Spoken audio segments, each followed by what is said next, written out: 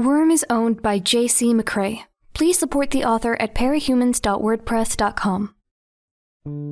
Migration Broadcasting presents an unofficial fan-made adaptation of Worm by Wildbow. Read by a full cast. Agitation 3.1.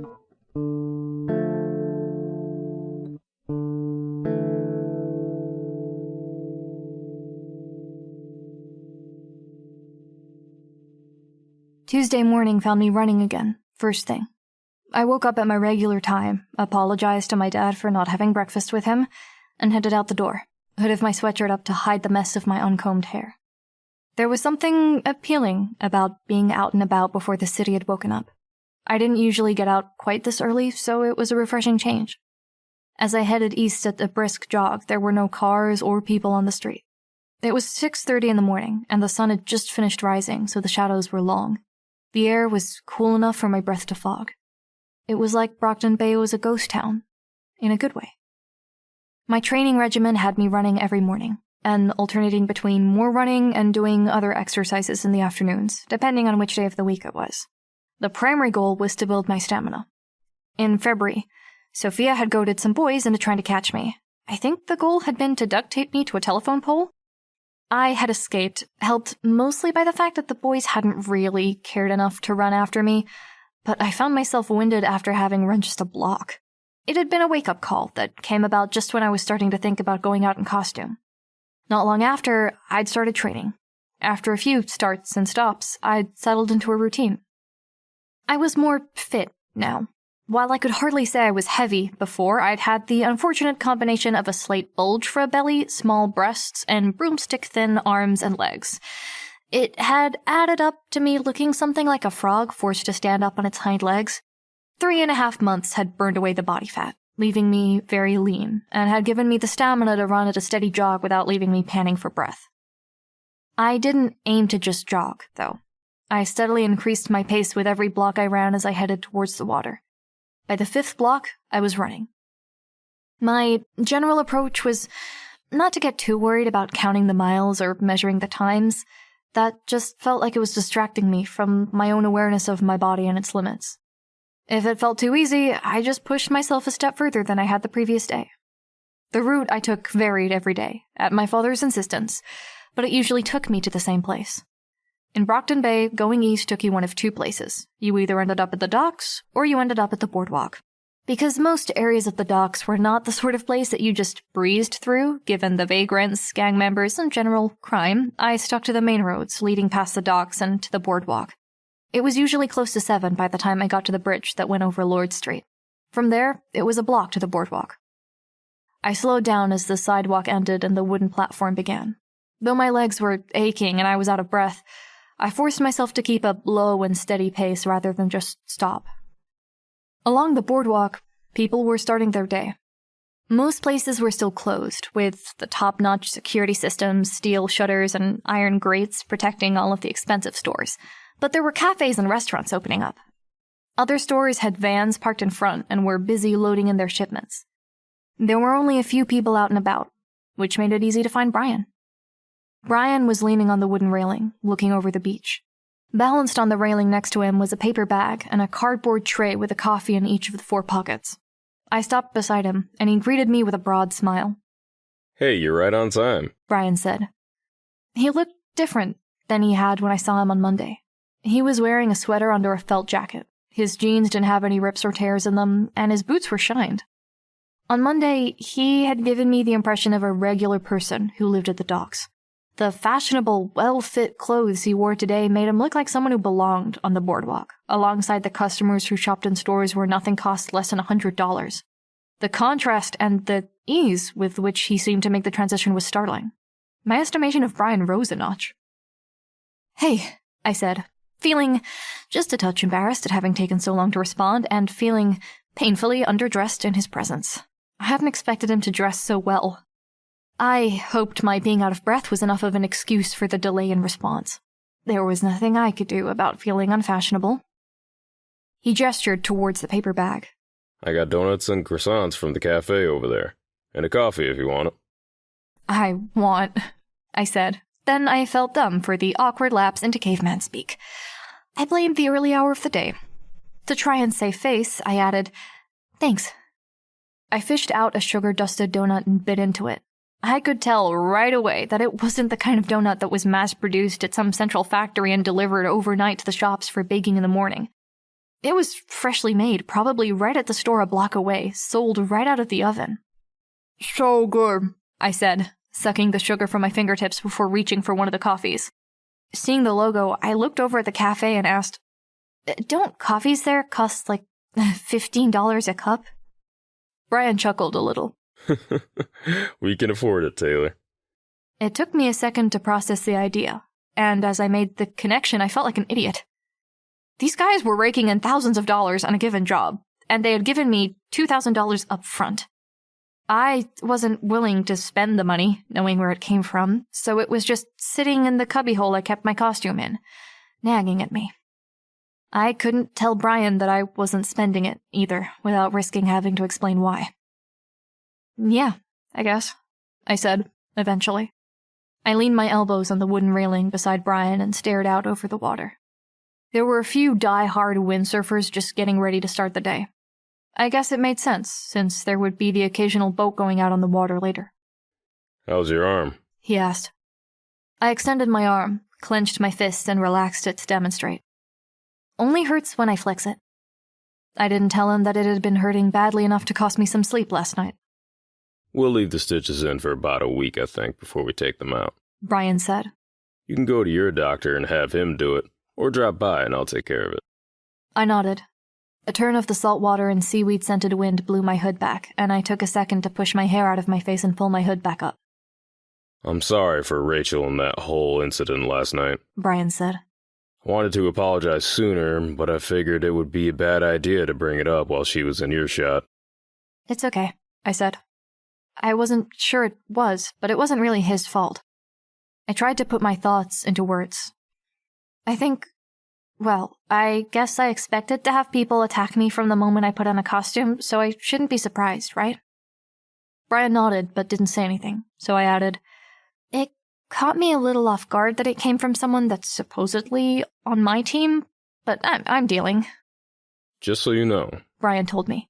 Just from what I saw after you left last night and as people were waking up this morning, Rachel seems to have stopped protesting quite as loudly or often about the idea of having someone new join the team. She's still not happy about it, but I would be surprised if there was a repeat performance.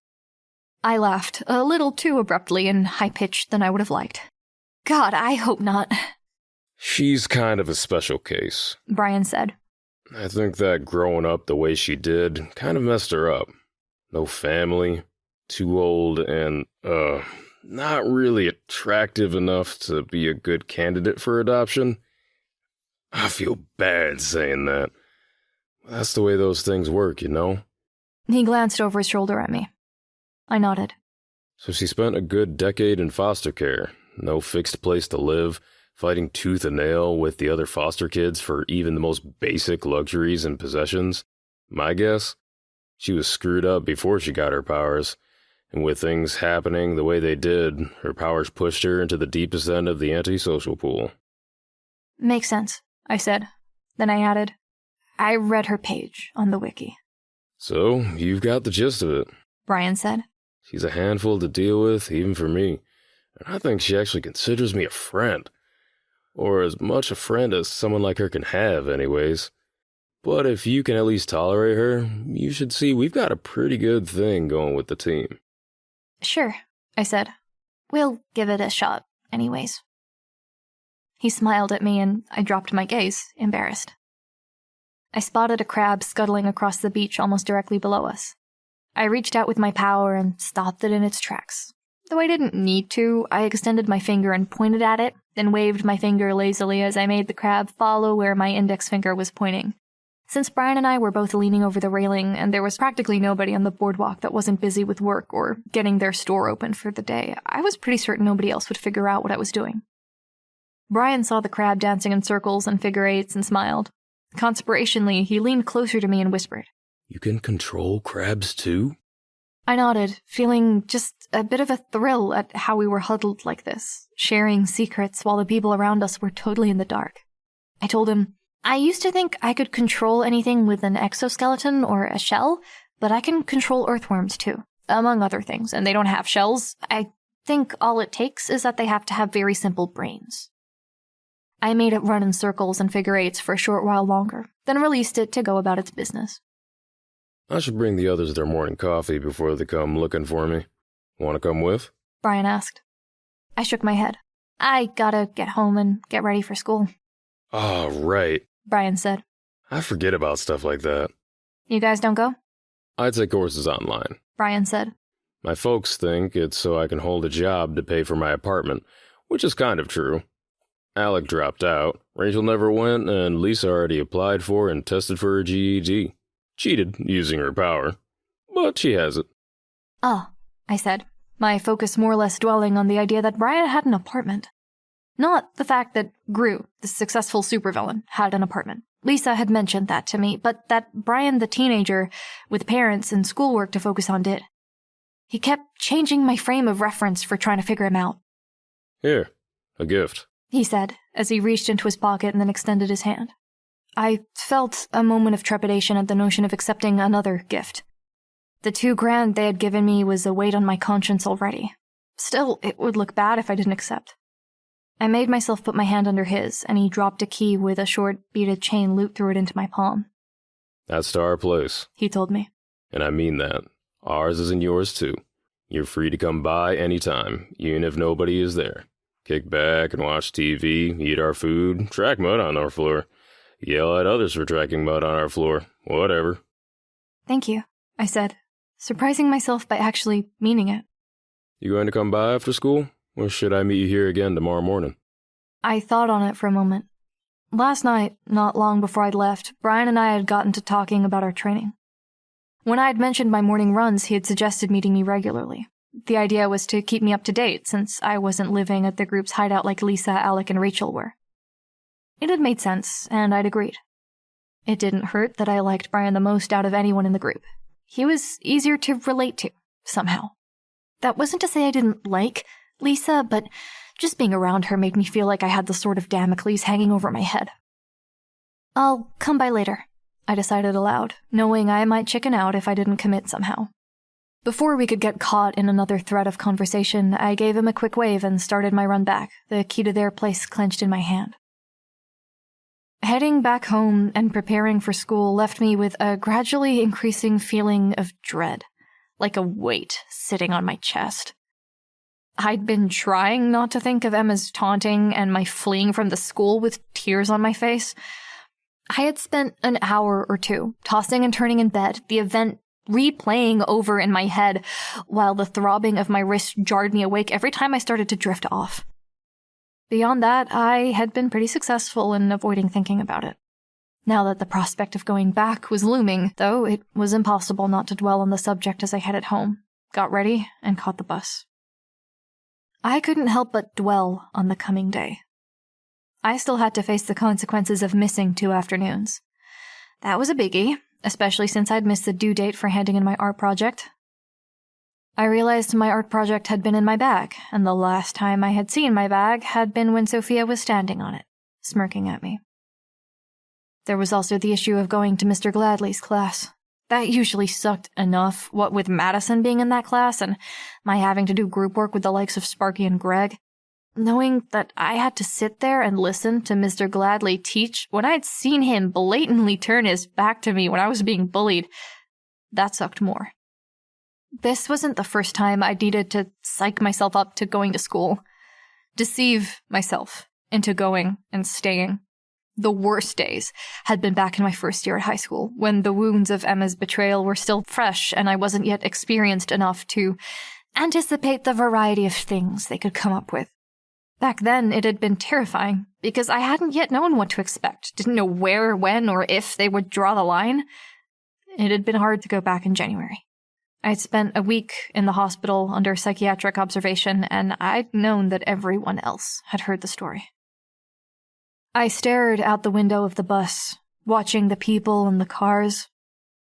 On days like this, after being publicly humiliated, getting myself to the point where I was willing to walk through the door was about making deals with myself. and trying to look past the school day. I told myself that I would go to Mrs. Knott's computer class. None of the trio would be there, it was usually pretty easygoing, and I could take the time to browse the web. From there, it was just a matter of convincing myself to walk down the hall to Mr. Gladley's class. If I just made myself do that, I promised, I would give myself a treat. A lunch break spent reading one of the books I'd been saving, or a rare snack bought from the store after school. For the afternoon classes, I'd inevitably come up with something else to look forward to, like watching a TV show I liked or working on my costume. Or, I thought, maybe I could just look forward to hanging out with Lisa, Alec, and Brian. Outside of the part where I nearly got mauled by bitches' dogs, it had been a nice night. Thai food, 5 of us lounging on 2 couches, watching an action movie on a huge entertainment system with surround sound.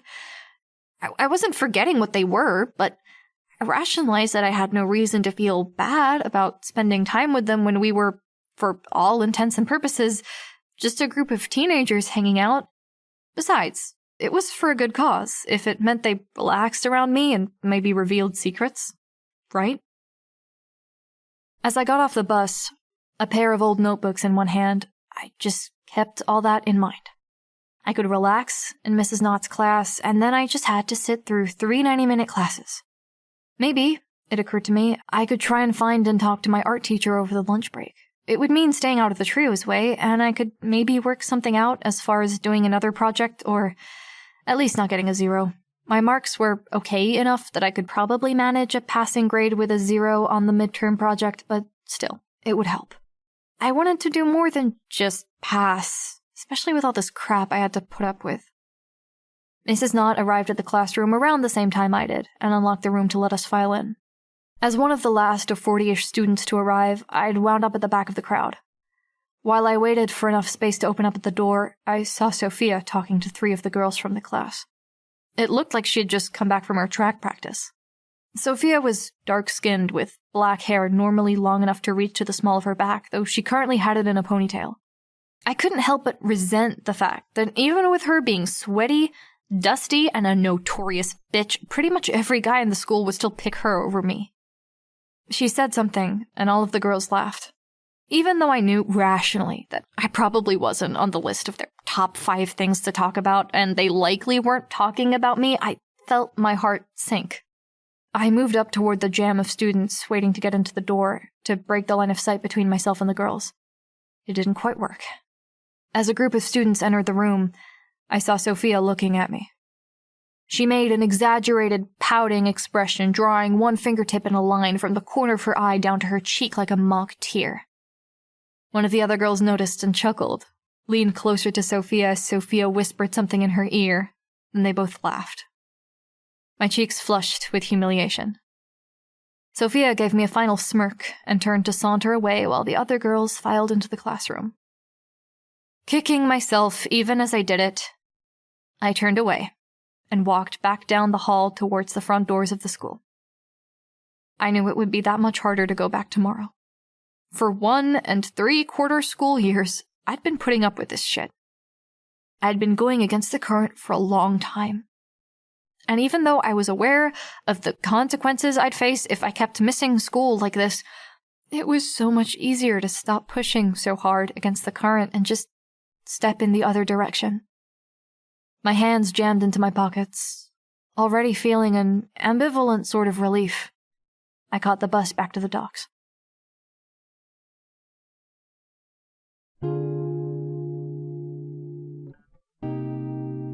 Worm is a web novel by J.C. McCrae, also known as Wildbow. You can read Worm in its original format by going to parahumans.wordpress.com or donate to Wildbow's Patreon at patreon.com/wildbow. The voices for this episode are the following. Taylor Hebert by Maia Harlap, also known as ParallelDimension. Grue by Greg Brewer, a.k.a. Black Knight. This episode's audio was edited and processed by Drew Mochak and Valravn. Intro and outro music were written by 1T1 and Variety. If you would like to get involved in this project as a line collator, audio editor, voice actor, or interlude narrator, a link to our audition website and the Migration Broadcasting Discord server are in this episode's description, along with links to support the original author. Thanks for listening.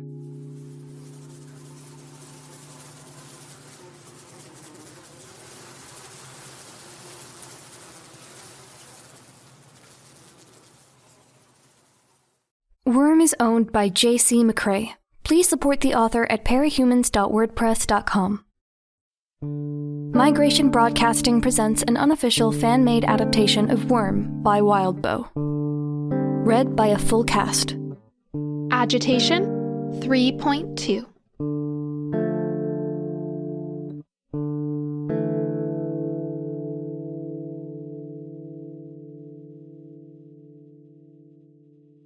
I was pleasantly surprised to find that the bus line that ended at the old ferry put me only a 15 or 20-minute walk away from the loft that Lisa, Alec, and Bitch called home.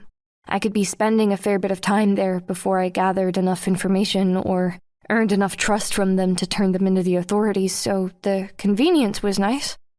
It was a nice day, if a bit windy. The air was crisp and cool, the sky was a brilliant and cloudless blue that was reflected in the ocean, and the sand of the beach sparkled in the light of the sun.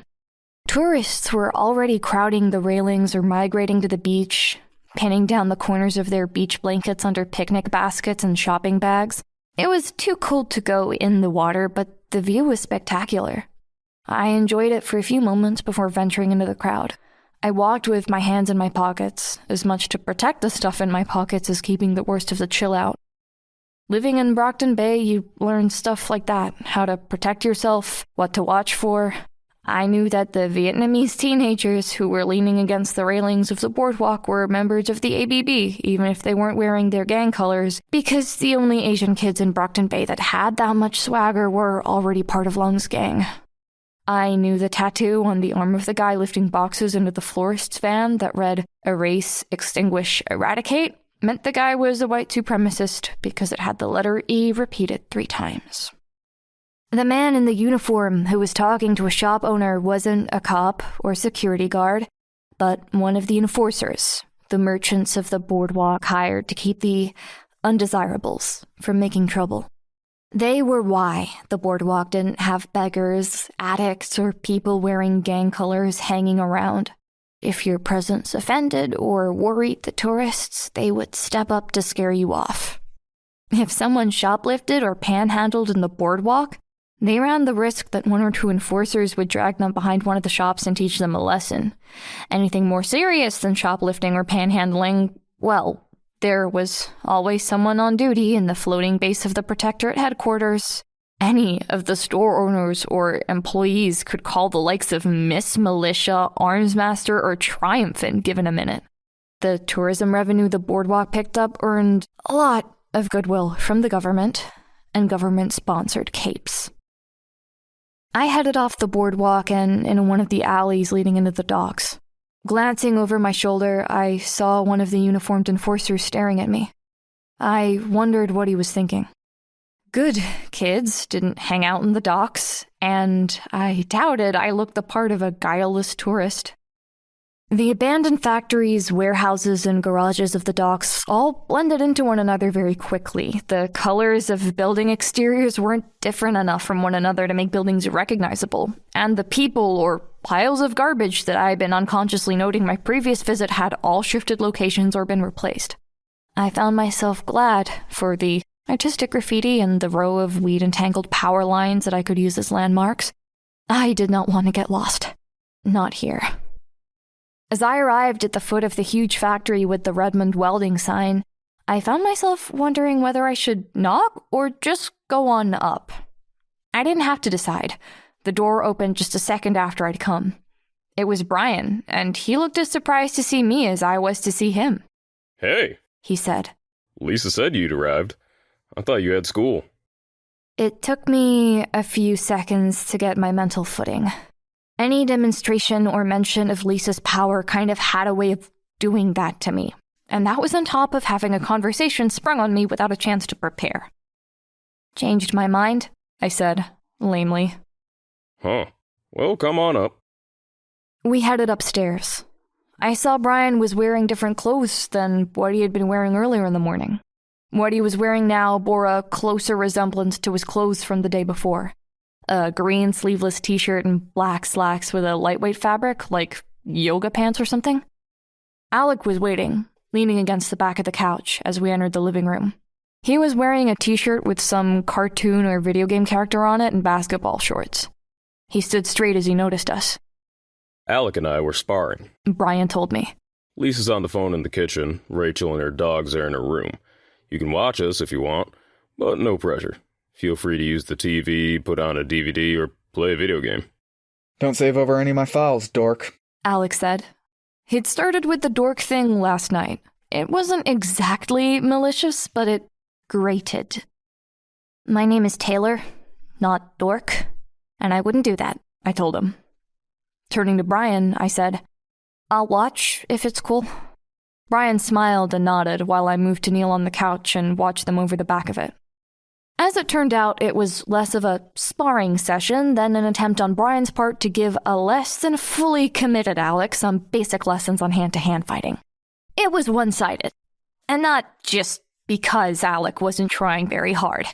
Alec was a very average 15-year-old guy in that he had little muscle worth speaking about. Brian, by contrast, was fit. He wasn't big in the sense of a bodybuilder or someone who exercised just to pack on muscle like you saw with some of the people just out of prison. It was a little more streamlined than that. You could see the raised line of a vein running down his bicep, and the definition of his chest showed through his shirt. Besides the difference in raw physical power, there was also the age and height gap. Alec was 2 or 3 years younger and nearly a foot shorter. That meant Brian had more reach, and I'm not just referring to the length of his arms. When he stepped forward or backward, he moved further. He covered more ground, which put Alec on the defensive, and since Brian was stronger, that put Alec in a bad position. Brian stood without much of a fighting stance, hands at his sides bouncing just a little where he stood. Twice in a row, I watched Alec swing a punch only for Brian to lean out of the way. The second time Alec's arm flew by, Brian leaned in and jabbed Alec in the center of his chest. It didn't look like much of a punch, but Alec still sort of woofed out of a breath and stepped back. I keep telling you, Brian said. You're throwing punches like you'd throw a baseball. Don't bring your arm so far back before you punch. You're just broadcasting what you're about to do, and it doesn't add enough power to the hit to be worth that. What am I supposed to do, then? Look at how I'm standing. Arms up, bent. Then I just extend my arm, wrist straight. Fast enough that whoever I'm hitting generally can't step out of the way, so they've got to either take it or block it. But you weren't standing like that 10 seconds ago when I was punching you. Alec complained. I left an opening to see if you'd take advantage of it. Brian replied. And I didn't. Alec noted with a sigh. Brian shook his head. Well, fuck this, then. Alec said. If you're gonna go easy on me and still kick my ass, I don't see the point. You should learn how to fight, Brian said. I'll do like I have been and bring my taser, was Alec's response. One poke and they're out cold. Better than any punch. And if the taser breaks or you lose it? Brian asked. He needn't have bothered. Alec was already sitting himself down in front of the TV, remote in one hand and game controller in the other. Brian's disappointment was palpable. Mind giving me a few quick and dirty pointers? I asked. Alec sniggered, Beavis and Butthead style. Grow up, Alec, Brian said. If you want to quit, fine, but don't be a dick. He turned to me and flashed that boyish smile. Then we started. I knew he was going easy on me, but he was still a damn tough teacher. Make 2 fists. No, don't wrap your fingers over your thumbs. You'll do more damage to your hands than you will to that person you're hitting if you do that. That's better. Now jab at me, okay? I tried to emulate what he'd been describing to Alec. Arms up, bent, and extending my fist with a snap. He caught my right hand in his left. Okay. Now you're going to do 2 things different. Step into the jab so you've got your body's momentum behind the hit, on top of your arm's power. Second, I want your left arm up as you're jabbing with your right and vice versa. If I see the chance, I'm going to pop you one on your shoulder or ribs. so be ready to fend me off. I winced at the idea, but I played along. I jabbed, he stepped away, and he jabbed me in the shoulder. He didn't hit as hard as he could have. I think he only hit as hard as it took to make it hurt and drive the lesson home, but I suddenly felt a stab of sympathy for Alec. Things continued in that vein. Brian didn't stay on one topic for long. When I started struggling with something, he shifted gears to another area that complemented or built on what I was having problems with. When I failed for the 5th time to fend off his retaliatory jabs at my shoulders and ribs, he started talking about posture. Rest your weight on the balls of your feet. I tried it, then told him, I feel like I'm going to tip over backwards if you hit me. He bent down to check, and I lifted my toes 2 or 3 inches off the ground to demonstrate how I had my weight balanced on my heels. No, Taylor, the balls of your feet. He raised his bare foot and pointed at the padded part between his toes and the bridge of his foot. How is that a ball? I asked, raising my own foot to point at the vaguely spherical part of the foot where the ankle met the ground. This is the only part that looks ball-like. You guys are so lame. Alec chimed in without turning around. Brian swatted him in the back of the head. We moved on from posture. Brian's recommendations on balancing did help, to self-defense again. From there, we changed topics to the mental side of things, both for me and my opponent. So, I throw a punch like I'm aiming to put my fist through them? I confirmed. Right. Brian said. Instead of just trying to make contact with the point where your hand meets their body. What about when they're attacking me? Best bet? Don't give them the chance. Stay aggressive, and keep them on their heels. If neither of you have formal training, then that's going to give you the best odds. They won't be able to turn the tables on you unless you make a mistake, or they can guess what you're going to do as you do it, which is why you mix it up. Rights, lefts, punches, jabs, elbows, knee, kicks. And if you're bigger and stronger than them, you can try tackling them to the ground. With all of that, you stay on them until they aren't in a position to fight back. Are you formally trained in anything? I asked. I suspected he was, since the only other way for him to know as much as he was demonstrating was to have actually been in a good number of fights, and I wasn't thinking that he seemed the type to fight without reason. He hedged. Some. My dad was a boxer when he was in the service, and he taught me some when I was little. I moved on to other stuff on my own, karate, taekwondo, Krav Maga, but nothing really held my interest. I only took a few weeks or a month of classes for each. I know enough to keep in shape, which is enough to hold my own against anyone who isn't a black belt and whatever, which is the important thing, I think. Teaming up with the more serious martial artists is a full-time job, and you're still going to run into people who are better than you, so I don't see the point in stressing too much over it. I nodded. We moved on to key areas to attack. Brian pointed to the body parts in question as he explained. Eyes, nose, temple, chin, and throat are the areas above the shoulder. Teeth or ears if you can hit hard enough. I can, you can't. Sure, I said. I wasn't offended by his bluntness. He was stronger than me, so we had more options. Tiptoeing around it didn't do either of us any favors. Below the shoulders, diaphragm, kidney, groin, knee, bridge of the foot, toes. Elbow is a good one if you can do anything with it. He took my wrist in his left hand and my shoulder in his right, extending my arm straight as he brought his knee up to gently tap the outside of my elbow. I could see how he would have screwed up or broken my arm if he'd done it full strength. He went on, But in my experience, it doesn't come up often enough to worry about.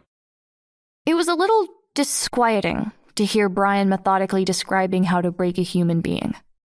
I saw him as a nice guy, if I ignored his career choice. Not entirely by accident, I changed the subject. I was thinking about investing in a weapon for hand-to-hand. When I was fighting Lung, fists were no good, and I found myself really wanting a knife or a baton or something. Don't know if they would have been any good against his armor, but, I trailed off. Brian nodded. Makes sense. You don't have a lot in the way of upper body strength. No offense. None taken. I tried to get something like a push-up routine going, but I got sick of it fast. At least with running, there's that sense of going places. You get the scenery. Push-ups get repetitive, yeah. Well, the boss is good about supplying us with gear. Lisa's the one who talks to him. She's talking to him right now, in fact. Put in a word with her if you want something like that. It's untraceable, too, so the good guys aren't going to be tracing any serial numbers or whatever from your weapon back to your purchase. The fact that Lisa was talking to their boss made me very curious all of a sudden. That said, I couldn't really traipse into eavesdrop without being suspicious. Instead, since Lisa was out of earshot, I thought I'd seize the opportunity to ask. So, who is this boss of ours? Brian and Alec exchanged a look. When they didn't immediately say anything, I wondered if I'd pushed it too far. Had I been too nosy? Figured you'd ask, Brian said. Thing is, we don't know. What? I asked. We have an anonymous sponsor?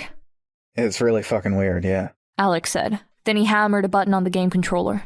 Boom! Triple headshot. Alec, stay focused.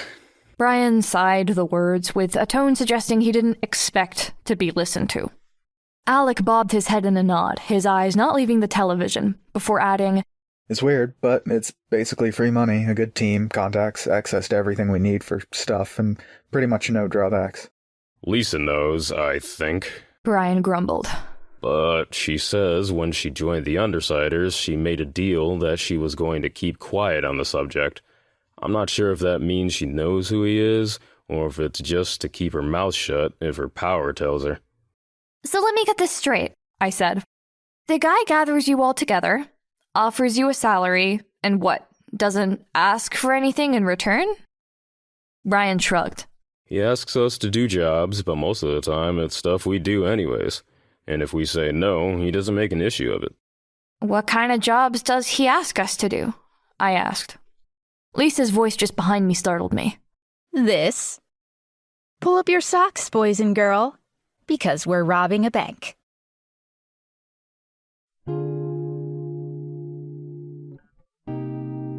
Worm is a web novel by J.C. McCrae, also known as Wildbow. You can read Worm in its original format by going to parahumans.wordpress.com or donate to Wildbow's Patreon at patreon.com/wildbow. The voices for this episode are the following. Taylor Hebert by Maia Harlap, also known as ParallelDimension. Grue by Greg Brewer, a.k.a. Black Knight. Tattletale by Valravn. Regent by Euan O'Leary.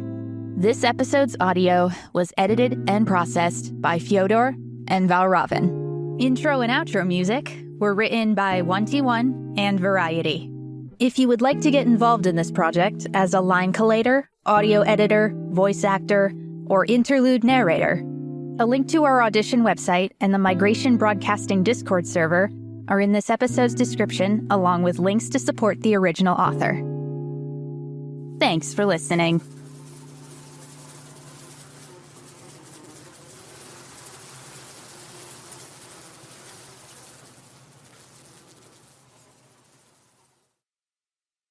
Worm is owned by J.C. McCrae. Please support the author at parahumans.wordpress.com. Migration Broadcasting presents an unofficial fan-made adaptation of Worm by Wildbow. Read by a full cast. Agitation 3.3.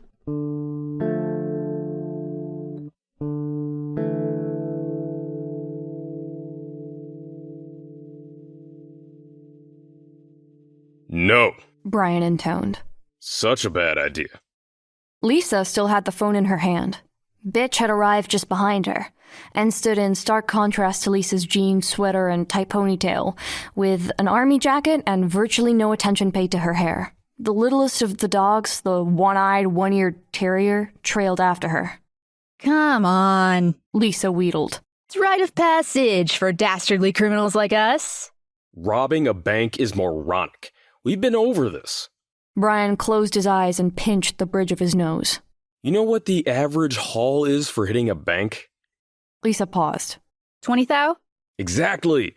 It's not millions, like you see people getting away with in the movies. Banks don't keep a lot of loose cash on hand, so we'd be pulling in less than we would for most other jobs. Account for cost and the fact that this is Brockton fucking Bay, where banks have a little more reason to keep the amount of cash in their vaults to a minimum, and we'd be bringing in 12 to 16 thou. Divided 5 ways, and it's what, $2,000 to $3,000 each? I could do with an extra $3,000 to spend.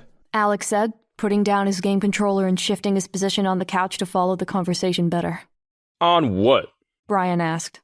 When Alec shrugged, Brian sighed and explained. It's a horrible payoff for the amount of risk involved. There's 3 big hero teams in this city. Figure there's another dozen heroes that fly solo, and we're almost guaranteed to get into a fight. So? Bitch spoke for the first time. We win fights. We won before we had her. She raised her chin in my direction as she said that last word. We won because we picked our battles. We won't have that option if we were cooped up in the bank and waiting for them to come to us, letting them decide how and where the fight happened. Lisa nodded and smiled as he spoke. I thought for a second she was going to say something, but she didn't. Brian continued, getting pretty passionate as he ranted. We won't be able to slip away like we have when things got a little out of control in the past. Can't avoid the fight if we want to get away with anything worth taking. The bank is going to have layers of protection, iron bars, vault doors, whatever. Even with your power lease, there's a limit to how fast we can get through those. And the time we have to spend managing hostages and making a safe exit, I pretty much guarantee that there will be a time for a cape to get wind of the robbery and slow us down even more. Alec said, I kind of want to do it anyways. Hitting a bank gets you on the front page. It's huge for our rep. The rent is right. Bitch said.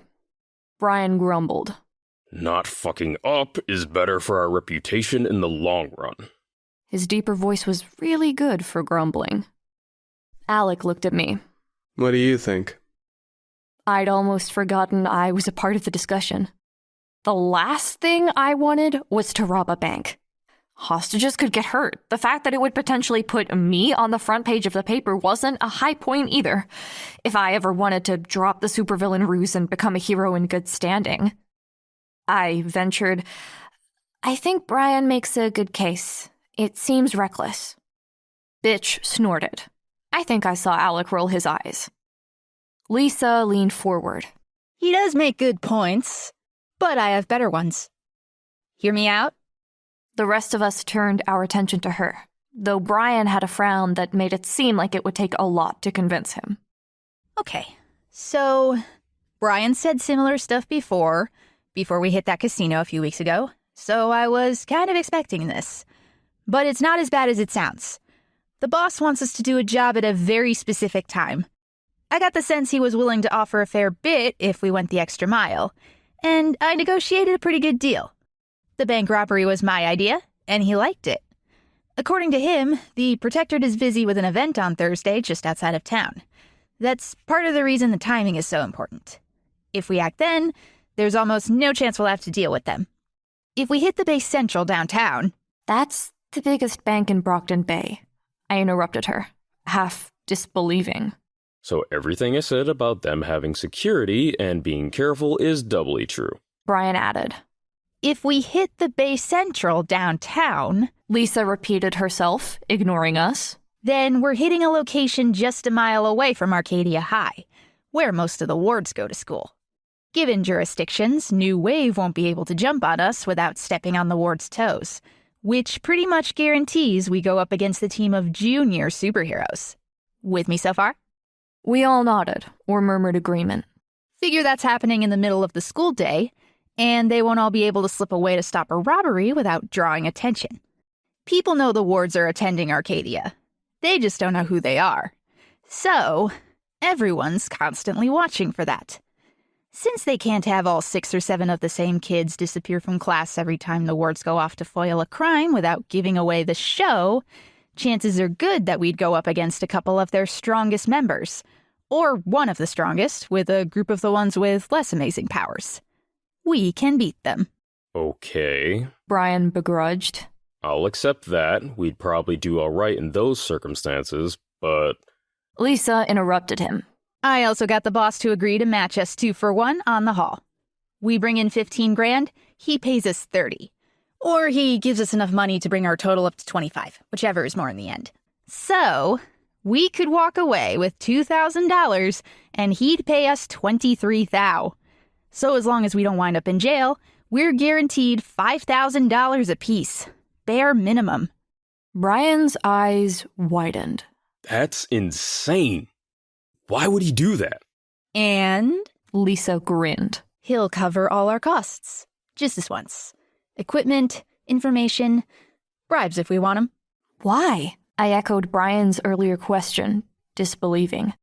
Lisa was throwing around sums of money that I couldn't even wrap my head around. I had never even had more than $500 in my bank account. Because he's sponsoring us, and it stands to reason he doesn't want to fund a team of nobodies. We manage this, we won't be nobodies. That, and he really wants us to do a job at that particular time. There was a few moments of silence as everyone considered the deal. I was frantically trying to think of a way to convince these guys it was a bad idea. A bank robbery could get me arrested. Worse, it could lead to me or a bystander getting hurt or killed. Brian beat me to it. The risk to reward still isn't great. $5,000 each for hitting what may well be the most fortified location in Brockton Bay, and an almost guaranteed confrontation with the wards. Second most fortified location, Lisa countered. the Protectorate headquarters is the first. Fair point, Brian said. but my argument stands. It'll be more than $5,000 for each of us, I guarantee you. Lisa told him. It's the biggest bank in Brockton Bay. It's also the hub of cash distribution for the entire county. Said cash gets transferred in and out by armored cars on a regular schedule. So why don't we hit one of the cars? Alec asked. They have ride-alongs or aerial cover from various members of the wards and the Protectorate, so we'd be caught in a fight with another cape from minute one. Same problems that Brian's talking about, as far as getting caught up in a fight, difficulty accessing the money before shit goes down, yada yada. Anyways, the Brockton Bay Central has cars coming in twice a week and leaving 4 times a week. We hit on a Thursday just after noon, and it should be the best day and time for the sheer size of the take. Only way we're getting less than 30,000 is if we fuck up. With what the boss is offering, that's 90,000. She folded her arms. Brian sighed, long and loud. Well, you got me, I guess. That sounds good. Lisa turned to Alec. There wasn't any resistance to be found there. He just said, Fuck yeah, I'm in. Bitch didn't need convincing any more than Alec had. She nodded once and then turned her attention to the scarred little dog. Then everyone looked at me. What would I be doing? I asked, nervously, hoping to stall or find holes in the plan that I could use to argue against it. So Lisa outlined a general plan. Brian made suggestions, good ones, and the plan was adjusted accordingly. I realized with a growing disappointment and a knot of anxiety in my gut that it was almost inevitably going to happen. Arguing against the bank robbery at this point would hurt my undercover operation more than it helped anyone. With that in mind, I began offering suggestions that, I hoped, would minimize the possibility of disaster. The way I saw it, if I helped things go smoothly, it would help my scheme to get info on the Undersiders and their boss. It would minimize the chance that someone would panic, or be reckless and get a civilian hurt. I think I would feel worse if that happened than I would about going to jail. The discussion went on for a while. At one point, Lisa got her laptop, and we debated entrance and exit strategies while she sketched out a map of the bank layout. It was uncanny seeing her power at work. She copied a satellite image of the bank from a web search into a paint program, then drew over it with thick, bold lines to show how the rooms were laid out. With another search and a single picture of the bank manager standing in front of his desk, she was able to mark out where the manager's desk was. That wouldn't have been too amazing, but without pausing, she then went on to mark where the tellers were, as well as the vaults, the vault doors, and the enclosed room that held the safe deposit boxes. She noted where the fuse box and air conditioning vents were, but we decided we wouldn't mess with either of those. That stuff was cool in the movies, but it didn't do much good in real life. Besides, this was a robbery, not a heist. While we worked, Alec got restless and went to make an early lunch. Of the 4 of us, I got the impression he had the least to contribute, at least strategically, and that he knew it. I wasn't sure if he just didn't have a very tactical mindset or if he just didn't care that much about the planning stage of things. My assumptions led to the latter, as he seemed more willing to go with the flow than Brian or Lisa. He brought us a plate of pizza pockets along with assorted sodas, and we ate as we wrapped up the plan. All right. Brian said, as Lisa shut her laptop. I think we have a general idea of what we're doing. We know how we get in, we know who does what when we're inside, and we know how we want to get out. Keeping in mind that no plan survives contact with the enemy, I think the odds are still pretty good.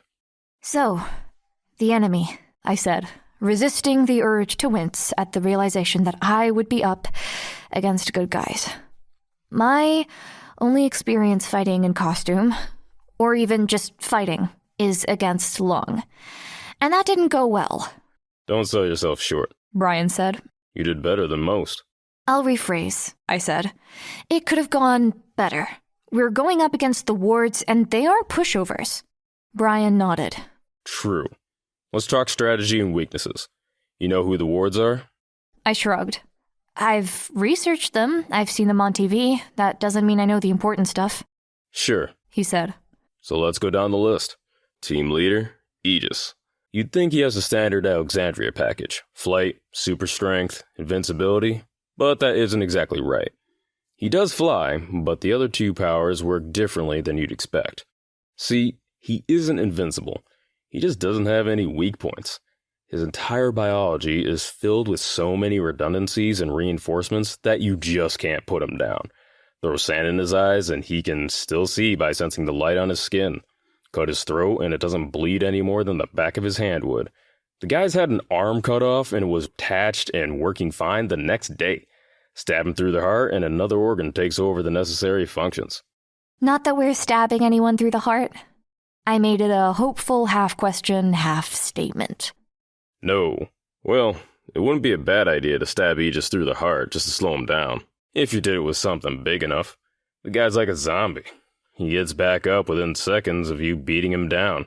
Keeps coming at you until you're too tired to fight back or you make a mistake. And he's super strong? I asked. Brian shook his head. Lisa, want to field this one? She did. Aegis isn't strong, but he can abuse his body in ways that make it seem like he is. He can throw punches hard enough that they'd break his hand, make his joints and tear his muscles, and his body just takes it. He has no reason to hold back, and he doesn't need to waste any time protecting himself from you. He can also draw on adrenaline. You've heard stories like how little old grandmothers lifted cars off the ground to save their grandkids. I nodded. That's adrenaline at work, and Aegis can do that for hours at a stretch. His body doesn't run out of steam. He doesn't get tired. He doesn't exhaust his reserves of adrenaline. He just keeps going. So, how do you stop him? I asked. You don't, really, Brian said.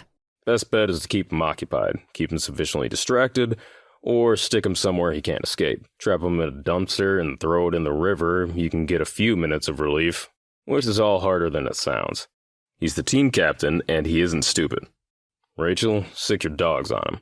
A 2-ton canine or two should keep him out of our hair until we're ready to run. I don't need to hold back. Bitch asked, her eyebrow quirked. For once, no. Go nuts. Just, don't kill him. Alec, you're the backup there. Keep an eye on Aegis, see if you can't use your power to throw him off. Buy time for a dog to get its jaws on him, and he's probably out of action. Sure, Alec said. Brian extended 2 fingers and tapped the second. Number 2, clock blocker. Let it be known I fucking hate people who mess with time. He stops time, if I remember right, I inquired, as much to stay in the conversation as to get the clarification. More specific than that, Brian said. He can stop time for whatever he touches. The person or object he touches is basically put on pause for anywhere from 30 seconds to 10 minutes. Only good thing is that he doesn't control or know how long it's going to last. But if he gets his hands on you, you're out of action. He'll either stand next to you and wait until you start moving, then touch you again, or he'll just tie you up in chains and handcuffs so that when his power wears off, you're already in custody. Long story short, he touches you, you're boned. Alec said. The upside is that whoever he touches is also untouchable. Can't be hurt, can't be moved, period.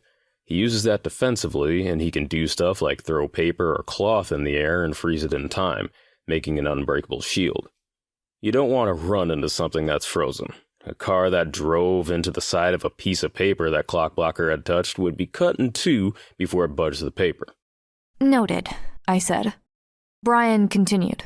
The third heavy hitter on the wards is Vista. You know that myth about how the capes that get their powers young are exponentially more powerful? Vista is one of the kids who keeps the myth alive. Clockblocker is sort of a one-trick pony. His trick involves screwing with one of the key forces of our universe. But it's just one thing. Vista also messes with physics on a fundamental level, but she's versatile. 12 years old, and she has the power to reshape space. She can stretch a building like taffy so it's twice as tall, or squeeze two sidewalks closer together so she can cross the street with a single step. Her weakness, Lisa added, is the Manton effect. She turned her full attention to me. You know what that is? I've heard it mentioned, but I don't know the details. Wherever our powers come from, they also came with some limitations. For most of us, there's a restriction about using our powers on living things. The reach of powers generally stops at the outside of a person or animal's body. There's exceptions for the people with powers that only work on living things, like you, Alec, and Rachel. But the long and short of it is that the Manton effect is why most telekinetics can't just reach into your chest and crush your heart. Most people who can create force fields can't create one through the middle of your body and cut you in two. Narwhal can. Alec cut in. I said most, Lisa said. Why these restrictions exist is a question nearly as big as where we got our powers in the first place. The capes that can get around the Manton effect are among the strongest of us. I nodded, slowly.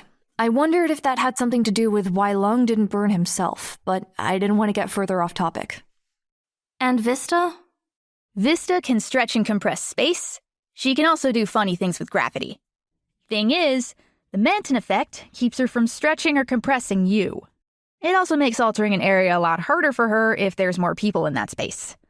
So if all of us are in one room, chances are she won't be able to affect the whole room.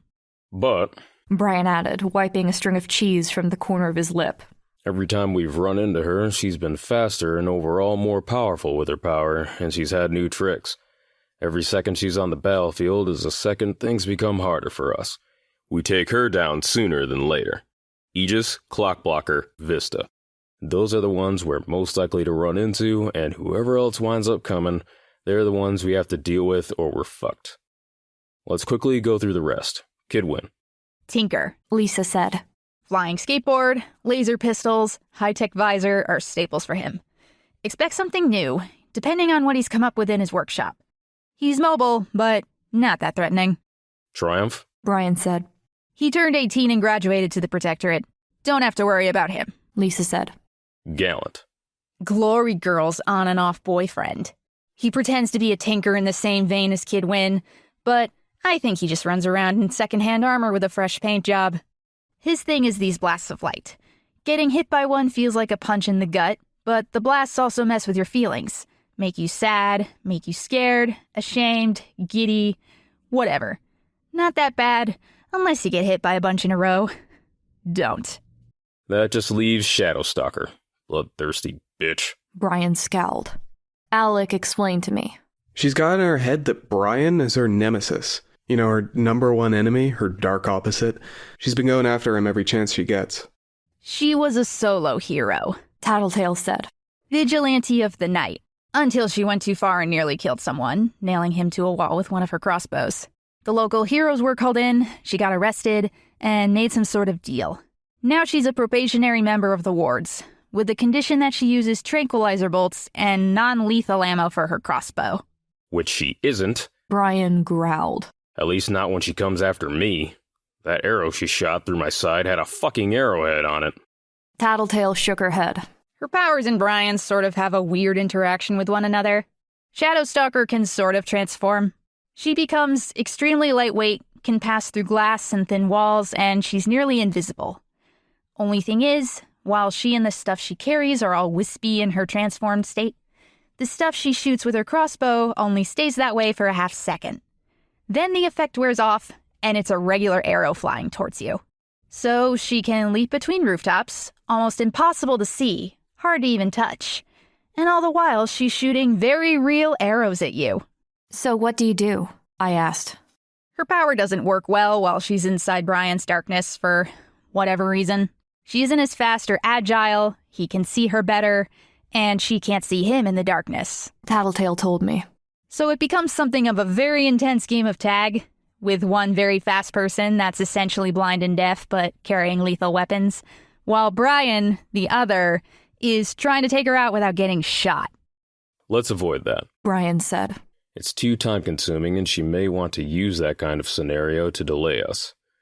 Just don't get shot, and if you see her or see the opportunity, inform the team and do your best to take her down without losing sight of a priority target. So that's the plan, then? I said. So many maybes. That's the way these things go, Taylor, Brian said, his tone a bit terse. I think we've done a pretty good job of covering all the bases. Oh, I didn't mean to sound like I was criticizing your plan, I said. Our plan, Brian interrupted. I didn't want to think of it that way. Instead, I said, I'm a touch nervous, is all. You don't have to come, Bitch said, her tone a touch too casual. In all seriousness, Brian told me. If you're having second thoughts. I am, I admitted. As well as third thoughts, fourth thoughts, and so on. But I'm not going to let that stop me. I'm coming with. Good, Brian replied. Then we've got the rest of today and tomorrow to prepare. Taylor, you can meet me on your run first thing. I'll have a cell phone for you. You can text Lisa with anything you think you need, like those weapons you were talking about. Look up models and brands ahead of time if you want something specific. What's her number? I asked. I'll put it in the phone before I give it to you. Lisa, you confirm the job with the boss. Talk to him about the other stuff. Got it. So unless there's anything else, I think we just planned a bank robbery before noon, Lisa said with a grin. I looked at the digital clock displayed under the TV. Sure enough, it was 11:30. I couldn't help but wonder if that was a good thing.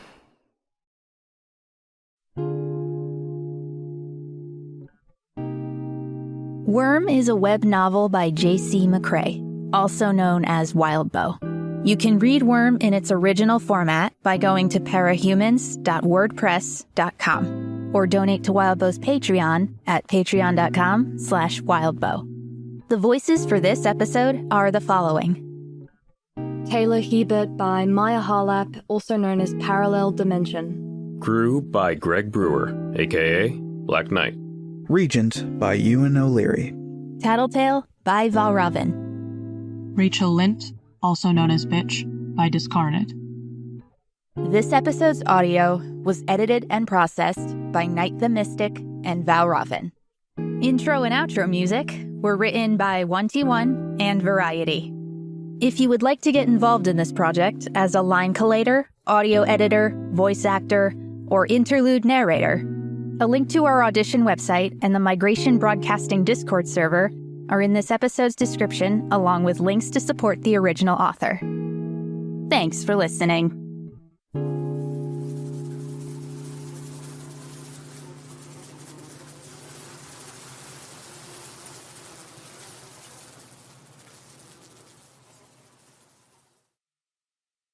Worm is owned by J.C. McCrae.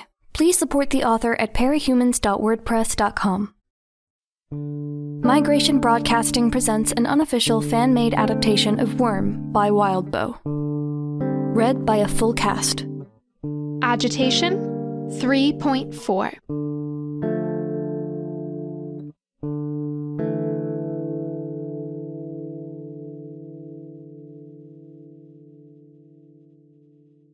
I'll be there. Yes. I saw a light in the living room window and put my hand over the lower half of my cell phone while I briefly investigated. Damn, my dad was home. I put the phone to my ear. I'm sorry, I've got to run. No, look. As I heard the front door open, I snapped the phone shut and jammed it into my pocket. I'd apologize for hanging up later. I definitely didn't want my dad to see the phone. I didn't think he would stop me from owning one, but ever since my mom's death, cell phones had carried strong negative connotations. That, and I'd have to explain where I got it and how I'd paid for it. Brian had given me 3 identical cell phones, all disposables, first thing in the morning, and I decided to go with him to the loft rather than head to school. The way I figured it, I didn't have much of a chance of focusing on classes with Thursday's bank robbery occupying my attention, on top of the stress of just being there and waiting for the other shoe to drop as far as my skipped classes. Besides, I rationalized, it didn't make a lot of sense to go if I knew I would be skipping again to go rob the bank. I'd promised myself I would go the day after, tomorrow. Face the music. I'd spent the day with the group. Rachel had been out of the apartment. The others weren't specific on why, and I wasn't interested enough to risk looking too curious by asking. So it had just been me, Brian, Alec, and Lisa. We'd hammered out the fine details of the robbery, and I had decided what weapons I wanted Lisa to ask the boss for. I'd elected for both a combat knife and a telescoping police baton. The knife would serve for emergencies and those people who were just too tough to hurt with the baton. The baton, 21 inches long when fully extended, was for more general use, offering more clout than I'd otherwise get with my fists. Lisa had promised I would have them for tomorrow. After that, we kind of avoided the subject of the robbery by some unspoken agreement. It wouldn't do to overthink it or risk getting too nervous. Either way, I'd felt a need to burn some nervous energy, so I'd helped clear out the storage closet around lunchtime with Lisa and Brian's help. We'd sorted out the stuff, found a place for it all, and set up the room with odds and ends they had lying around. The stuff included an extendable clothes rack, a dresser, an inflatable mattress, and a bedside table with a lamp attached. It was enough space for me to keep some toiletries, a spare change of clothes or two, my costume, and my equipment. Lisa spent a lot of time talking about what I could do to make the space my own, what I could buy, how I could decorate, but I was happy enough with what we had there. I kind of liked that it was a bit Spartan, because it sort of fit with how I didn't plan to be around that long, while still feeling weirdly appreciative at being accepted as a part of the group. Having tired ourselves out, we'd all collapsed on the couches and watched some of Alec's movies from Earth Aleph, the alternate Earth that our Earth had been communicating with since Professor Haywire tore a hole between realities. Media was one of the few things that could be traded back and forth through the hole. Long story short, you could get books, movies, and DVDs of TV shows from the other world if you were willing to accept the price tag. The benefit? I got to spend the afternoon seeing how the other universe had handled episodes 1 and 2 of the Star Wars films. Fact, they were still pretty disappointing. By the time my dad got in, I had pork chops defrosted, dusted with lemon and pepper, and sitting in a frying pan with vegetables in the microwave. Cooking was sort of something you started doing when you had only one parent, unless you really, really liked takeout. Hey. My dad greeted me. Ooh, smells good. I started dinner a bit early because I have somewhere I want to be tonight, if that's cool. He tried to hide it, but I could see a bit of disappointment. Of course, he said. Your new friends? I nodded. Let me get changed and then I'll ask you all about them. He promised as he headed upstairs. Great. I hadn't had to answer these questions last night because my dad had been working late. My mind started racing to anticipate questions and come up with plausible details. Should I use their real names? Or at least the names they had given me? I wasn't sure if that would be a breach of trust. I decided to use their real names for much the same reason I decided to use my own with them. It just prevented disasters if my dad ever happened to meet them, which was a terrifying thought, or if they called for me. I didn't need to worry about my dad hearing about 4 kids being arrested, all of whom had the same name as my friends, since most or all of them were minors and their names would be kept from the media under the law. I was also under the impression that the courts didn't always unmask capes when they arrested them. I wasn't entirely sure what was up with that. It seemed like something to ask Lisa about. By the time my dad had come back downstairs, I'd resolved to try and keep my lies as close to the truth as possible. It would be easiest to keep everything straight that way. That, and I hated lying to my dad. My dad had changed out of his dress shirt and khakis into a t-shirt and jeans. He mussed up my hair and then took over the last bit of the cooking. I sat down at the table so I could talk to him. So, what's going on? He asked. I shrugged. I hated feeling this tense around my dad. He'd never bugged me about the bullying, so I'd always been able to come home and sort of let my guard drop. I couldn't do that now, because I was just waiting for the other shoe to drop as far as my skipped classes, and my new friends brought a whole mess of secrets and lies into the mix as well.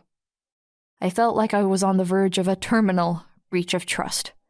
One mistake, or a single concerned phone call from the school, and my dad would probably flip, and things wouldn't be the same between us for a long time. Are you going to tell me their names? He asked.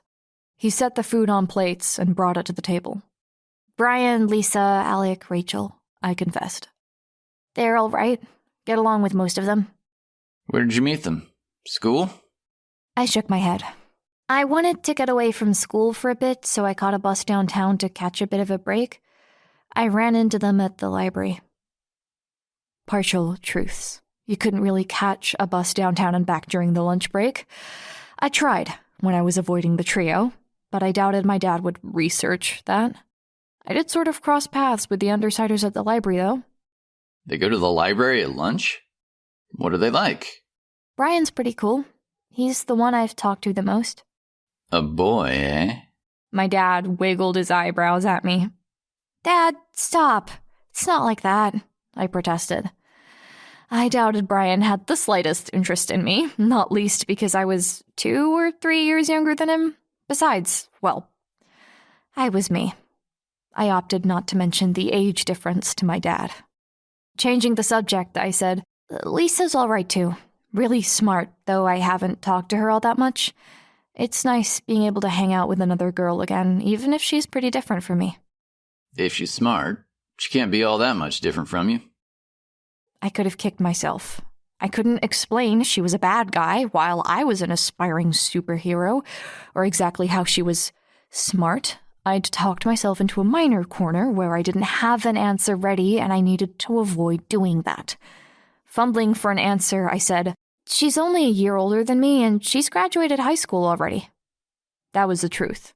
She cheated, but she did technically graduate. My dad smiled. Impressive. Tell me they're all excellent students that can serve as good role models for you. I could have choked. Good role models? Them?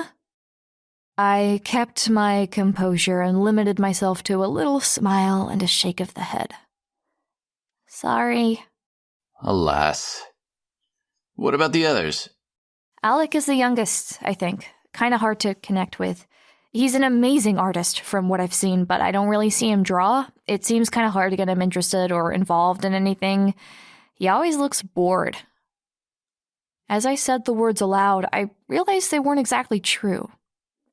The 2 times I'd seen Alec react to anything had been when he'd played his little prank on Brian, tripping him, and after Bitch and I'd been fighting. A streak of schadenfreude to his personality, maybe. And the last one, Rita, Rachel? Yeah, Rachel. I don't get along with her. I don't like her. My dad nodded, but didn't say anything. I was halfway expecting the typical parental line of maybe if you try to show interest in things she likes, or some other inane advice. My dad didn't pull that on me. He just took another bite of pork chop. I elaborated a bit to fill the silence. She wants things her way, and when she doesn't get that, she gets mean. I don't know. I get enough of that at school, you know? I know, my dad said. It was a good lead-in for him to question me about what was going on at school, but he didn't take it. He stayed quiet. I felt immensely grateful right then. My dad was respecting the boundaries I'd set, not pushing, not digging for more. It made this conversation so much easier than it might have otherwise been. And I knew it couldn't be that easy for him. I felt like I owed him something for that. Sighing, I admitted, like, at school, the The people who were giving me a hard time, they sort of ganged up on me on Monday. Just, taking turns insulting me. It's why I needed to get away and went downtown. I felt embarrassed saying it because it was humiliating enough to live through it without having to recap it, and because I'd felt so disconnected from the rest of the conversation. But if I didn't say it right then, I don't think I would have been able to. My dad sort of went still. I could see him compose himself and choose his words before he asked. Not to diminish how much it sucks to get put down like that, but they didn't do anything else? I raised my eyebrows in question as I chewed. They had, kind of, but I couldn't really say, they used Mom's death to fuck with my head without having to explain the Emma thing. Anything like what happened in January? He asked. I lowered my eyes to my plate, then shook my head. After a few moments, I said, no, January was a one-time thing. They've pulled smaller pranks since then, hassled me, but no repeat performances on that front. I made air quotes with my fingers as I said, pranks. Okay, my dad said, quietly. That's a relief to know. I didn't feel like sharing anymore. You'd think I would feel better after opening up, but I didn't. I felt frustrated, angry, awkward. It was a reminder that I couldn't have a real conversation with my dad like I used to be able to. More than anything, I felt guilty. Part of the guilt was because I'd apparently let my dad think that every time I was bullied, it was like it had been that day, nearly 4 months ago, when things had been at their worst. I stabbed at a bit of fat with my fork. When were you going out? My dad asked. I glanced at the digital clock on the stove and noted the time. I was glad for the excuse to escape. Now? Is that okay? I won't be long. Meeting your friends? He asked. Just going to meet Lisa for coffee and conversation, away from the rest of the group, I told him as I stood up and moved my plate to the sink. The lie was heavier on my conscience after the open disclosure I just had with him. Here, wait, he said. He stood up and fished in his pocket for his wallet. He handed me a 10. For the coffee. Sorry I don't have more. Have fun? I hugged him, feeling painfully guilty, then headed to the back door to pull my shoes on. I was just opening the door when I barely heard him say, Thank you. Love you, Dad. Love you too. Be safe. I shut the door, grabbed the gym bag I'd stashed under the back steps, and headed around the house at a light jog. I held the gym bag low so my dad wouldn't see me carrying it. I took the same general route I took on my morning runs, heading east towards the bay. This time, though, instead of turning up toward the boardwalk, I headed south. Back in its heyday, every inch of the city had been a bustling metropolis.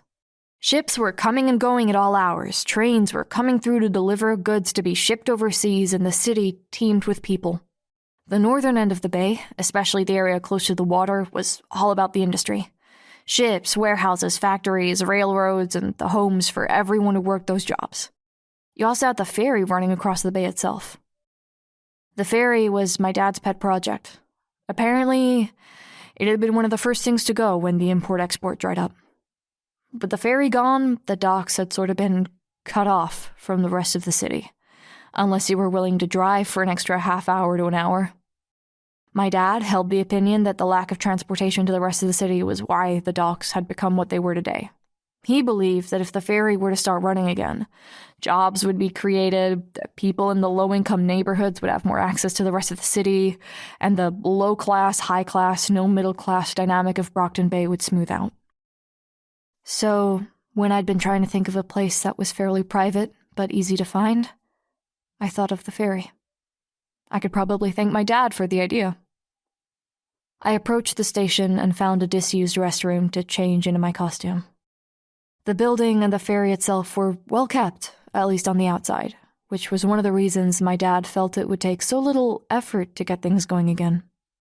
Still, that wasn't the city's issue. They didn't want to provide the addicts and the gangbangers easy access to the rest of the city, all the while paying to provide the service, for mere hopes of maybe getting improvements for the future. So the city kept the station and the ferry looking pretty for any tourists that wandered far enough south from the boardwalk, and maintained eternal, temporarily out of service and coming soon signs up and around the building and in the brochures. Aside from the regular replacements to keep them looking new, the signs hadn't been taken down in nearly a decade. I ignored the doors to the station's interior, and instead headed up the stairs to the outdoor patio that overlooked the bay.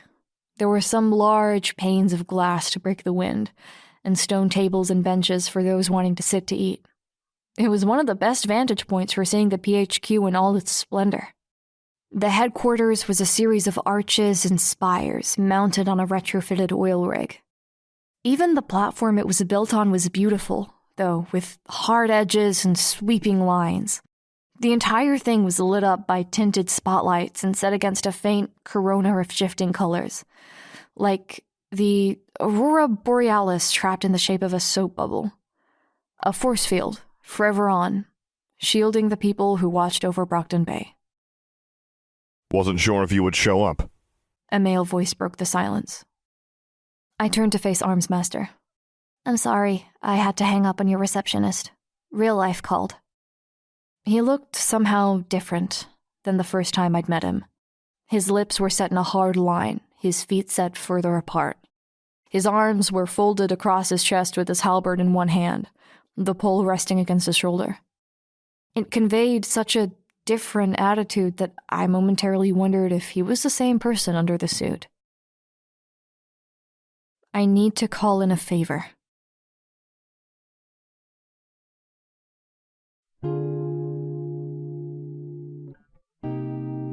Worm is a web novel by J.C. McCrae, also known as Wildbow. You can read Worm in its original format by going to parahumans.wordpress.com or donate to Wildbow's Patreon at patreon.com/wildbow. The voices for this episode are the following. Taylor Hebert by Maia Harlap, also known as ParallelDimension. Terry Tibke is the voice of Danny Hebert. Armsmaster was performed by Sam Gabriel. This episode's audio was edited and processed by NightTheMystic and Valravn. Intro and outro music were written by 1T1 and Variety. If you would like to get involved in this project as a line collator, audio editor, voice actor, or interlude narrator, a link to our audition website and the Migration Broadcasting Discord server are in this episode's description, along with links to support the original author. Thanks for listening.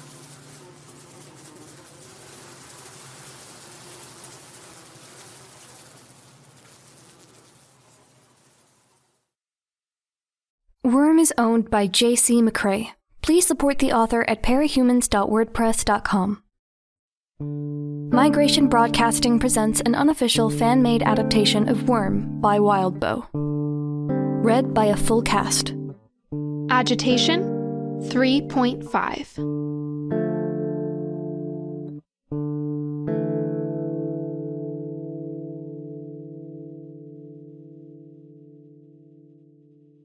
A favor. He answered me, as if he needed to say it out loud to himself to believe it. The tone gave me pause.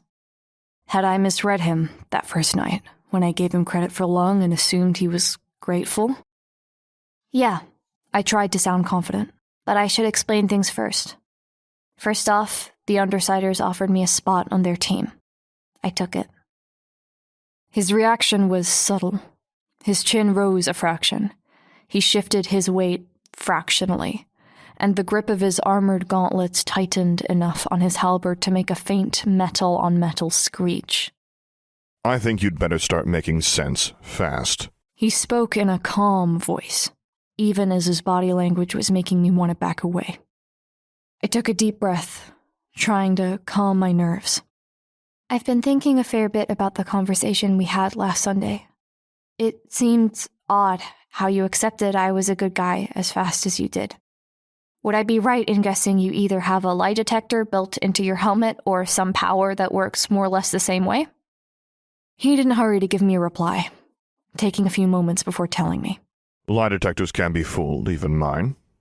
Well, tell me if anything sets an alarm ringing or if your instincts tell you I'm lying. I was a good guy then. I'm a good guy now. I joined the Undersiders because you said you were having trouble getting info on the guys.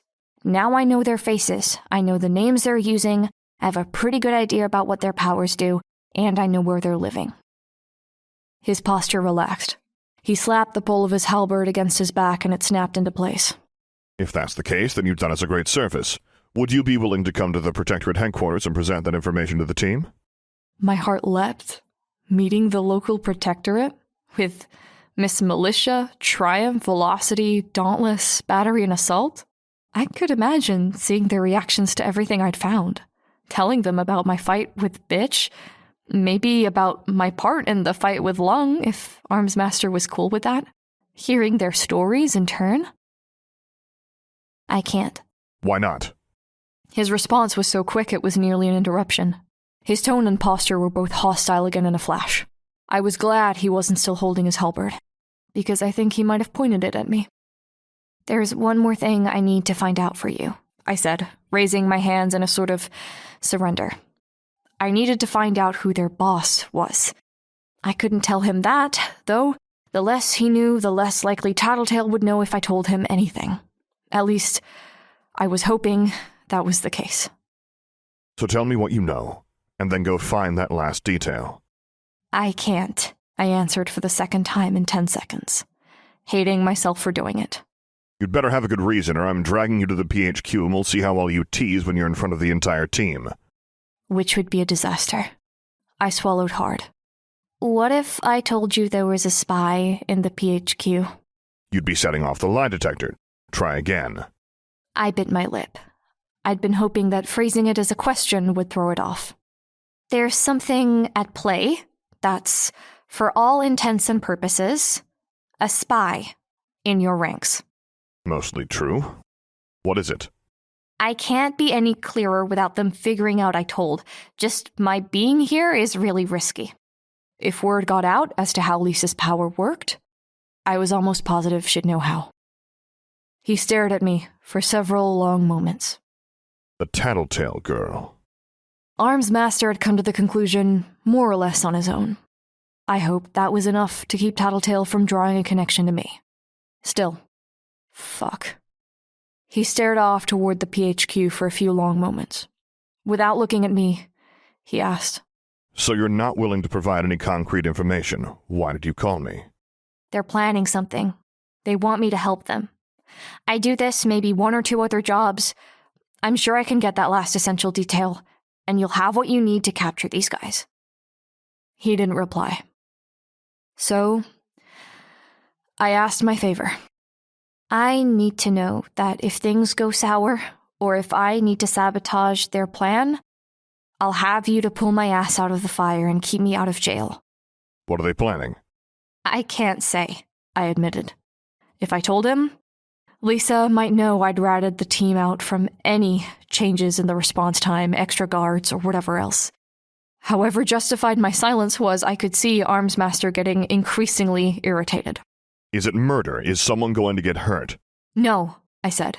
I'm pretty sure no civilians are going to get hurt unless things go really wrong, which is something I'm hoping to prevent. He frowned, then stopped gazing out the window to look straight at me. I'm not giving you any protection. I clenched my fists at my sides. This is the only thing I need, and you've got them. You're a stupid girl, Armsmaster said. He gave me a moment to let the words sink in. He didn't give me a chance to speak. He bowled over me, his voice rising as he spoke. You're asking for my permission to carry out a major crime. At least I assume it's a major crime, because you wouldn't be asking otherwise. You want me to stand by so you can play your little spy game with a team that has 2 murderers on it. 2? I could believe that Rachel had maybe killed someone at some point. Manslaughter, if nothing else, but who else would? Eyes wide, I asked him, Who? I didn't get to finish my question. Armsmaster talked over me until I shut my mouth and listened. Do you think you're clever? In the real world, undercover cops have handlers. They have someone to report to, someone that can call in backup at any time. You? You're a middle schooler with delusions of grandeur. I'm not in middle school. Oh, well. He crossed his arms. I stand corrected on all counts. The sarcasm in his voice was palpable. I protested. And if I did have backup or a handler or anything like that, they'd know. The way I'm doing this is the only way this could work. Use your lie detector. You'll know I'm telling the truth about this. I know you believe you're right. That doesn't make it God's honest truth. There was something about hearing all this from Armsmaster that made it twice as hard to take. I opened my mouth, but my brain just couldn't piece together a coherent response. I shut my mouth again. Abandon this charade, little bug girl, before you bite off more than you can chew. Tell me what you know, right now, then go home. I don't care if you put your costume away for good, or if you sign up for the wards, but don't go on with the solo act. That's my recommendation. That stung. I tried again. I gave you lung. Full credit. You can't give me the benefit of the doubt? You gave me a dying man! Armsmaster bellowed, startling me. That was on my shoulders. I had to put up with 2 days of losing command of my team. 2 days where they confiscated my halberd and power armor. I was interrogated, all my equipment taken apart and checked. All because you couldn't resist using your bugs to give that man a fucking near-lethal dose of poisons. His attitude from the beginning of this meeting had been hostile. Now I understood why. I held my ground. That's not my fault, I told Armsmaster, my voice strained with anger. I gave voice to a suspicion that had been nagging at the edge of my consciousness since I'd heard about Lung being hospitalized. I didn't dose him with enough venom to kill him. What I think is that the tranquilizers that you pumped into his system knocked out his ability to heal, which is what let the poisons do as much damage as they did. We glared at each other, as much as people can exchange glares when they can't see another's eyes. Still, it wasn't hard to imagine the expression on his face. If you contact me again, you'd better be prepared to answer every question I have. Beyond that, I'm not condoning anything about what you're trying to pull. You're on your own. I would have been happy to storm off, or offer my own angry parting words. Except there was something else I needed from him. On the assumption that he'd take me up on my offer, I thought I'd ask as a last minor favor. Now I was put in a situation where I might have to beg a man I really wanted to punch in the face. I paused, trying to find the words. I'm asking you to please not tell anyone we met tonight. No records, on paper or computer. Don't do anything different because of what you learned tonight. I know I can't make you. I don't have anything to offer you, besides the information I'm going to get. But if these guys get wind that I met you, it's going to go really badly for me. You made your bed. You have to lie in it. No. I shook my head. Furious he was being so mule-headed. My fists clenched. Don't toy with me here. Maybe you don't agree with what I'm doing, but I started this because I wanted to do you a favor. The least you could do is not screw with me on this and get me hurt or killed because your fucking rep got a smudge on it. I regretted my words as soon as they left my mouth, but I could hardly take them back. Fine, he decided, then dismissed me. You can go now. It was a dick move, that last bit, because I was following his order if I listened, and it made me look bad if I didn't. Still, if there was any upside to the bullying I'd endured out of costume, it was that I could handle the little maneuvers of bullies and assholes when I was in costume too. I left and didn't think twice about it. I was pissed, and it was a lot easier to be pissed at Armsmaster than it was to be angry with myself. This hadn't gone the way I'd planned. I didn't even know if that fine of his was an agreement to do as I'd asked, or if I was royally screwed the next time I went to meet with the Undersiders. There were two ways I could respond to this. I could either drop the plan and put away my costume like Armsmaster wanted, or I could pull off the undercover gig, and prove him wrong. Fuck it. I was going to rob the hell out of that bank. I'd win the trust of the Undersiders, I was going to figure out who was running the show, and then I was going to hand over all of the info. To Miss Militia, I was thinking. Not Armsmaster.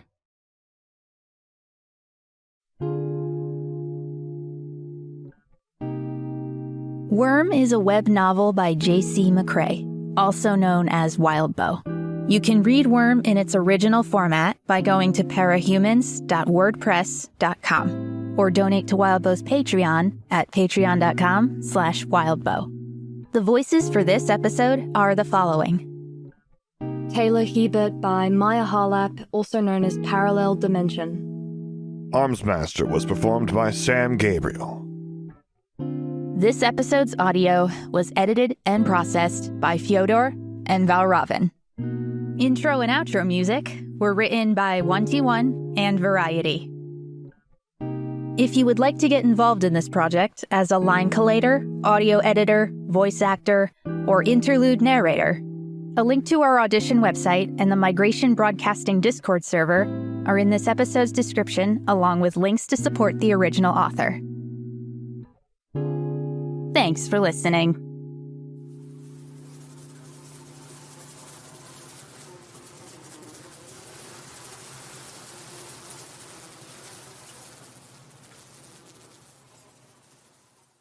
Worm is owned by J.C. McCrae. Please support the author at parahumans.wordpress.com. Migration Broadcasting presents an unofficial fan-made adaptation of Worm by Wildbow. Read by a full cast. Agitation 3.6.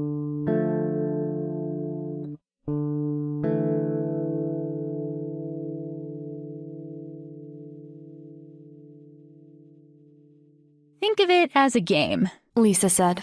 A high-stakes variant of cops and robbers. A steady downpour of rain thrummed against the outside of the van Lisa was driving. The rain drowned out all the other noise of the traffic around us and muted our view of the surroundings, making the interior of the car an island in the midst of downtown. Traffic was at a deadlock, so bad that Lisa had put the van in a park and turned off the engine. To break the silence, I'd asked Lisa why some villains didn't get their secret identities revealed when they got caught, and I'd apparently stumbled into one of her favorite topics. I supposed it was good that she was in a mood to talk, because I wasn't. I think, I ventured, that it's a little closer to real cops and robbers than the schoolyard game. No, hear me out. Grown adults running around in costume, making up code names for ourselves. It's ridiculous, and we know it's ridiculous, even if we don't admit it out loud. So there's capes like you and me, where we go out in costume and it's fun. Maybe we have some agenda or goals, but at the end of the day, we're getting our thrills, blowing off steam, and living a second life. Then there's the crazies. The people who are fucked up in the head. Maybe dangerous if there's not something or someone to help keep them in line. The people who take it all too seriously. Or those guys you wouldn't want to get on the wrong side of, even if they didn't have powers. Lung, Ani Lee, Heartbreaker. She paused. Bitch. I nodded. And there's the monsters. The really dangerous motherfuckers who are barely human anymore, if at all. Slaughterhouse 9, Neilbog. The Endbringers, I interjected. Lisa paused. Right. But you have to understand, 90% of what goes on when you're in costume, it's the first group. Adults in costumes playing full-contact cops and robbers with fun-as-fuck superpowers and toys. This mindset applies to people without powers, too. Way I see it, having a local team of superheroes is like having a sports team. Everyone's rooting for them, they make for great media that isn't about the wars or the water crisis or whatever. There's merchandising and tourists, all good shit that the local government loves. But what good is having a team if there's no competition? Which is where we come in. I figured out where she was going. Exactly. At the end of the day, we're not doing much harm. Property damage, theft, a few civilians get hurt if they don't move out of the way fast enough, but insurance payouts cover that stuff, and people aren't that much worse off. The property damage is covered, and the injured bystander has a great story to tell at the water cooler. The city gets revenue in an indirect way, from merchandise, tourism, and the rising property that come with being an exciting city. Compared to the psychos and the monsters out there, it's almost in the city's interest to keep us in circulation. Far as I see it, we're not that much better or worse than the so-called good guys. We face more risk at the end of the day, with the possibility of jail time and physical danger, but we get a better payoff. We just took the path that was higher risk, higher reward. I'm not sure, I said, carefully, that I buy all that. No? Then why don't they send people like Uber straight to the birdcage after his trial, like they are with Lung? The amusing but relatively harmless villains get a regular jail cell. They inevitably break out before the trial concludes, and the cat and mouse game starts again. Sure, there's the 3-strike rule, and he'll get sent to the birdcage eventually, but the people in charge have to maintain some plausible deniability. I didn't think there was a way I could argue against Lisa's theory without giving too much of my own perspective away. I just kept my mouth shut and turned my new knife over in my hands. Direct from our anonymous boss. It sported a blade a little over 6 inches long and a textured handle with 3 symmetrical indents on each side for grip. According to Lisa, it was strong enough to use as a miniature crowbar if I had a mind to. My extendable combat baton was tucked away in the panel of my armor where I kept my pepper spray. But the real evidence to my cops and robbers theory, Lisa continued, is the reaction you see when someone crosses the line. You've heard about it happening. Someone finds out another Cape's secret identity, goes after the Cape's family. Or a Cape wins a fight and decides his downed opponent isn't in a state to say no if he's feeling lusty. Word gets around, and the Cape community goes after the fucker. Protecting the status quo, keeping the game afloat, bitter enemies call a truce, everyone bands together, favors get called in, and everyone does their damnedest to put the asshole down. Like we do with the Endbringers, I said. I sheathed my knife. Holy fuck, Lisa said, slapping the sides of the steering wheel with her hands. I think if the van had been moving, she would have hit the brakes for emphasis. Traffic was starting to move, though, so she started up the car and put it into gear. Twice you bring up the Endbringers in as many minutes. You're being morbid. What's going on? I stared out the window at downtown Brockton Bay. Hundreds of people with umbrellas and raincoats. A few intrepid individuals bolting down the street with a briefcase or newspaper over their head to ward off the downpour as they made their way to or from their work on their lunch hours. It was hard to talk to Lisa, as much as I liked her as a person. I felt like I was walking on eggshells. If I said something, would that give her the puzzle piece she needed to figure me out? I'd been lucky so far, but relying on luck sucked. I was counting on this ruse continuing, whether it was because I enjoyed the temporary companionship of Brian, Lisa, and Alec, or because I wanted to get Grue, Tattletale, Regent, and Bitch carted off to jail and prove Armsmaster wrong. I was aware how paradoxical those two interests were. But right now, maybe for the first time since Bitch had set her dogs on me, I felt painfully out of place in the group dynamic. We were robbing a bank, and I was the only one who felt guilty about it. Apparently, the only one who was worried about the safety of the bystanders and hostages. Then there was the fact that Armsmaster had said that 2 members of the Undersiders were murderers, and doubt was tainting every interaction I had with these guys. When I was smiling about a joke Alec had made, was I enjoying the joke of a killer? I liked Brian, but now I was looking back on how he had pointed out how to brutally disable someone in a fight, and I was wondering if he'd ever gone that one step further and snapped someone's neck. It wasn't 100% impossible to imagine that one of the secrets Lisa was so fond of keeping included murder, either. I felt like every interaction with these guys was spoiled now, and there was nobody I could ask to clarify the lingering questions. Still, staying quiet now would only make her more suspicious. And if she turned the full extent of her power on me, I doubted my undercover ruse would withstand her attention. I confessed with a half-truth. I got into an argument with someone last night. I think it was mutual disappointment. Got pretty heated, hurtful. I guess I'm a bit angry, and my confidence is a little shaken. Well, fuck 'em, Lisa stated. I raised an eyebrow in response. She went on. See, I know you. Believe it or not, I like you. Did from the time I saw you on that roof opposite Lung. You know how we fear the unknown? Well, I know stuff. That's my whole thing. And that motherfucker is one of the very few people who can spook me. You, Taylor, stood up to him. In a manner of speaking, anyways.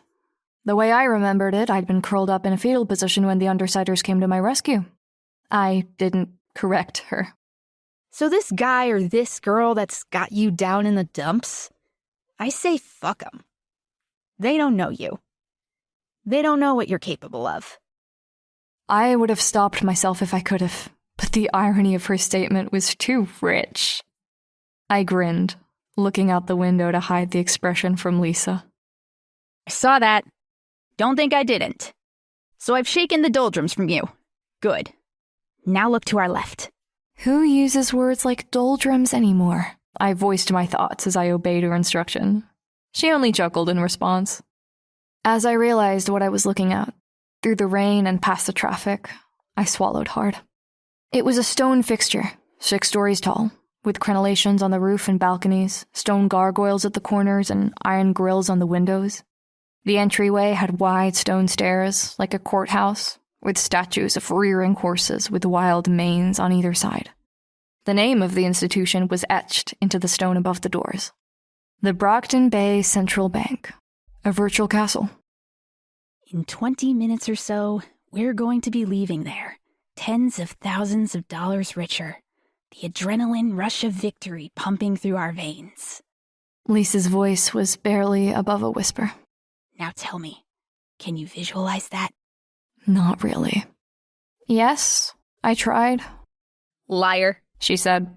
Then she winked at me. It's okay. An hour from now, you'll be rolling in money and laughing about how pessimistic you were. Promise. Lisa pulled the van around to circle the block, then pulled into an employee parking lot behind a restaurant. As she pulled into the parking lot, bringing us right to the back corner of the bank, I pulled on my mask. Lisa did the same, then took a few seconds to smear her eyelids with black face paint so they blended in with her mask. I wasn't so lucky as to have any final touches to apply, so I watched the rearview mirror nervously. It felt like an eternity, but was probably closer to a minute before Brian pulled a second van into the alley that led into the lot. He parked his van halfway down the alley, blocking anyone else from coming through. As I opened the door and hopped out into the pouring rain, I managed to say the words without choking on them. "Let's go rob a bank." Lisa grinned.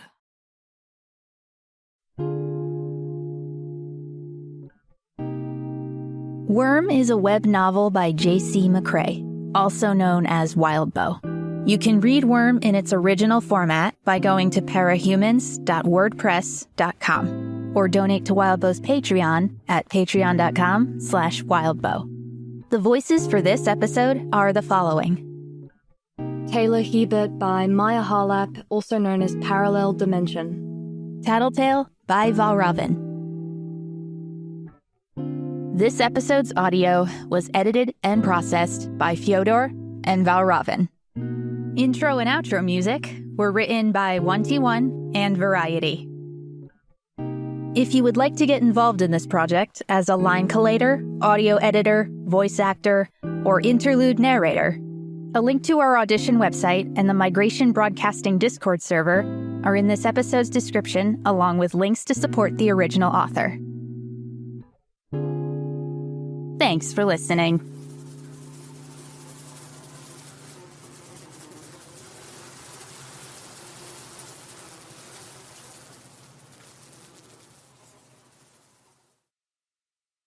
Worm is owned by J.C. McCrae. Please support the author at parahumans.wordpress.com. Migration Broadcasting presents an unofficial fan-made adaptation of Worm by Wildbow. Read by a full cast.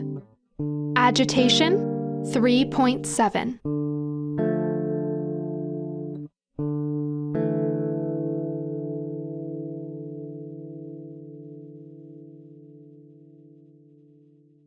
was already out of his vehicle and halfway to us by the time Tattletale and I had shut the doors of the van.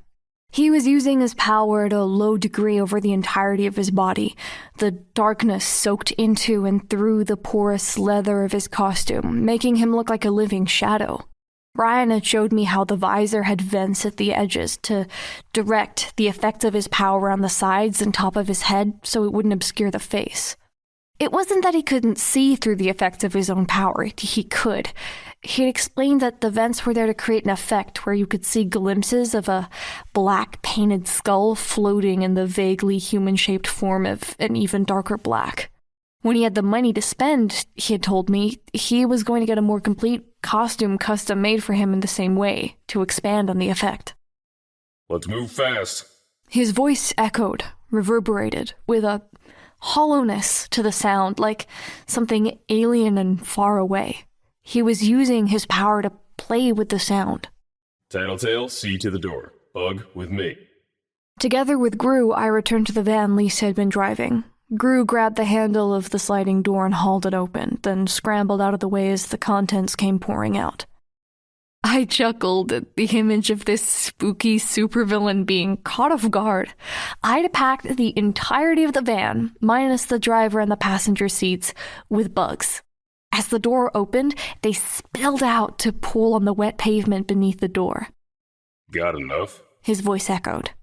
I thought maybe I caught a touch of humor in his tone behind the influence of his power. I smiled behind my mask. Let's hope. A drive earlier in the morning had given me the opportunity to gather this swarm. It was surprising how many bugs there were in the city, hidden from sight. At any given point in the city, I could generally draw out tens of thousands of bugs from inside walls, sewers, attics, lawns, trees, and even places you would think were too clean or occupied to have any creepy crawlies lurking about. And I could do it over a matter of minutes. These weren't just the bugs I could draw in at a moment's notice, though. Traveling the city had given me the chance to be picky. These were the good ones, each of them fast enough to keep up with me or capable of being carried by those that were. More than that, though, the majority of them were either durable sorts like the larger centipedes, cockroaches, and beetles, or capable of stinging and biting, with bees, wasps, ants, and black flies making up their bulk. To round out their number, I'd gathered moths, houseflies, mosquitoes, who weren't the best attack bugs out there, but were easy enough to get and served to distract the enemy or bulk out the swarm. There were 350 cubic feet inside the rear of the van. Tattletale had told me that. When they were packed in just tight enough that they wouldn't damage each other or spill past the barrier and into the front seats, it added up to a pretty amazing amount of insects. I called them out of the van and watched as their mass seemed to expand as they spread out. We joined Tattletale at the side door of the bank. I had to admit, I admired the sheer change she was capable of pulling off when donning her costume. Rather, I should say, I admired the effort she'd gone into as Lisa that made her so different from her Tattletale persona. Her mask was narrow, only really surrounding her eye sockets, covering her eyebrows, some of her nose, and some of her cheekbones, but it hit the freckles on the bridge of her nose, and it changed the apparent lines of her face. Her hair was down and loose, damp from the rain, in contrast to how it was always in a ponytail or braided when she was Lisa. Her costume was skin-tight, beaded with droplets of water, lavender with bands of black across the chest and down the sides of her arms, legs, and body. An image of a stylized eye, only visible in the right light, given it was dark gray on black, was worked into the costume's design. A compact utility belt sat diagonally across her hips, sporting a variety of compact pockets and pouches. Regent was keeping watch, a few feet away. From what I'd seen while we prepared, I now knew his costume was deceptive. He still wore the hard white mask with the silver coronet, but he had shown me how the interior of the mask had foam shaped to the contours of his face, with only his mouth left free so he could talk without being muffled. In a similar vein, the loose white shirt he wore covered up a mesh vest that was molded to the shape of his body. He was idly twirling a scepter in his fingers. The scepter wasn't purely thematic. Apparently, the crowned orb that topped the scepter had 2 electrodes built into the tines for the taser that was built into it. It was all about misdirection, misleading and giving the impression of vulnerability. The fire exit at the back is protected by a digital passkey, Tattletale explained while she crouched at the keypad staring at it. Every employee has the number to get in if they need to, but that rarely happens because opening the door sets off a bunch of alarms. That password is easy. The interesting thing that the employees don't even know is that the Capes and SWAT teams have a special code they can put in if they need to make a quiet entrance with no alarms going off. To do that, you punch in the regular code, 371, but you hold the 1 down, then press the number sign and the asterisk keys down at the same time. Voila. Try it. Grue pulled on the door. We waited in tense silence for a moment for the angry blare of the alarm, but none came. Tattletale grinned at us. What'd I tell ya? Grue signaled and we were joined by Regent and Bitch with her 3 dogs. The animals were the size of small ponies, their flesh having swelled and expanded enough that their fur had split at the seams. Muscle and bone showed beneath, and the arrangement of said anatomy wasn't exactly typical. The change was slow enough that you couldn't see it if you were looking for it, but if you looked away and looked back a moment later, you could tell they were bigger. That bone at the shoulder was longer, the eyes were deeper set, and so on. Spikes, spurs, and an exoskeleton of bone growths had appeared to fill or cover gaps and grow in places where the bone was already close to the skin. The tail of the smallest dog, Angelica, I think Rachel called it, was twice as long as normal and prehensile now, and the other 2 were well on their way. It looked like someone had torn out a pair of human spines, the meat still hanging off them, and attached them one to the other before tacking the end to the dog's hindquarters. Bitch, for her part, was just wearing a jacket with a fur ruff collar and a cheap, hard plastic mask of a bulldog. The dogs had been given the rear of the second van, allowing Bitch to work her power on them as Brian drove. Being able to do the change more slowly meant she wouldn't prematurely exhaust herself, or the animals, by rushing the job on site. We made our way into the back hallways of the bank's ground floor, Bitch's dogs leading the way, my swarm pulling up the rear. The clock had started running down from the moment we'd parked in the alleyway. That was the point where people might have thought something was up. Now that we were inside, though, someone knew, or would know any second. At this very moment, chances were some guard in the room with the security cameras would be making a call to 911 and reporting a crime in progress by costumed criminals. If Tattletale was right, the Protectorate was too far away to be called in, so they would contact the wards. We had 5 or 10 minutes before trouble showed. Each time we passed a room, Grue, Regent, or I would double-check it. The first few were empty, but as we reached one room, a dog took notice, and Grue raised a hand to plunge the room into darkness. A second later, he stepped back into the hallway, twisting the arm of a cringing 30-something man in a gray suit behind his back. I hadn't even realized Grue had entered the room in the first place. In the next room, Regent grabbed another hostage. I caught a glance of the man, graying hair and thick around the middle with a pink dress shirt and no jacket, staring at us with eyes wide. He opened his mouth. I think his intent was to cry for help, but broke down into coughs and sputters instead. A second later, he keeled over and collapsed onto the floor. He tried to climb to his feet, but his elbow buckled, and he hit the ground a second time. While he continued to struggle, Regent strode into the room with an almost lazy air, grabbed him by the collar and shoved him toward the hallway where we stood. Defeated, Pink Shirt didn't resist, half walking, half crawling forward as he joined us. He met eyes with the other employee, but didn't say anything. We only passed a dozen offices, but it felt like 3 times that number. Grue was on point, glancing into each room and watching for danger from up ahead, with Regent keeping an eye on rooms to our right. That meant I was paying attention to the rooms on the left, as well as keeping an eye out by the way of the swarm to our rear. Each time I looked into an office, lunchroom, or conference room, I prayed it would be empty. I didn't want to be any more responsible for all this than I had to. When I saw the last office on the left was vacant, I was relieved enough that I nearly forgot my role in the next stage of the plan.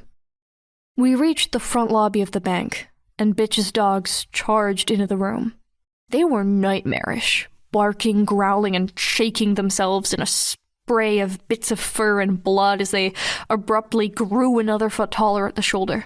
I had a moment's glimpse of 20 or 30 bystanders and another 6 or so employees of the bank before the lights went out. Grue used his power and the room was plunged into darkness, the volume of the screams and wails dropping to utter silence in a matter of seconds. We stood in the entryway to the lobby, and there was only nothingness where the bank lobby had been. Your move, bug girl, Tattletale said, reaching forward to put a hand on my shoulder. I closed my eyes. With a mental command, my bugs flooded into the room from the hallway behind us, flying and crawling over, under, and around us to spread through the room. I noted each person in the lobby as my bugs made contact with them, and left several bugs crawling on each individual. I took 5 seconds to double-check I'd gotten everyone, and belatedly remembered the 2 employees we had brought forward from the back offices. A group of bugs returned from the darkness, brushing my skin on their way to make contact with the pair. Done, I said. Grue swept his arms forward, and the darkness parted. We moved into the room as a group. Pink Shirt and the younger guy collapsed to the ground as we walked. I supposed it was Regent's work there. Some of Grue's darkness clung to the surfaces of the doors and the windows, but the room was otherwise clear in a matter of moments, lit only by the fluorescent lights. Everyone, except for us, was lying on the floor, crouched behind a desk, or huddled in the corners. 2 of Bitch's dogs were standing in front of the main entrance, while the smallest was standing near the vault. All 3 of the monsters were the size of cars now. 15 minutes, I called out to the room, my heart in my throat. We won't be here any longer than that. Stay put, stay quiet. We'll be gone before 15 minutes are up. You'll be free to give your statement to the police and then go about your day as usual. This isn't a TV show, this isn't a movie. If you're thinking about being a hero, don't. You'll only get yourself or someone else hurt. I held up my hand, finger outstretched, a familiar spider perched on the tip. If you're thinking about running, making a phone call, or getting in our way, this is a good reason to reconsider. This little creature and her 100 sisters that I just brought into this room are under my complete control. I had the spider drop from my fingertip, dangling by a thread by way of demonstration. She's a black widow spider. A single bite has been known to kill a full-grown human, or put them into a coma.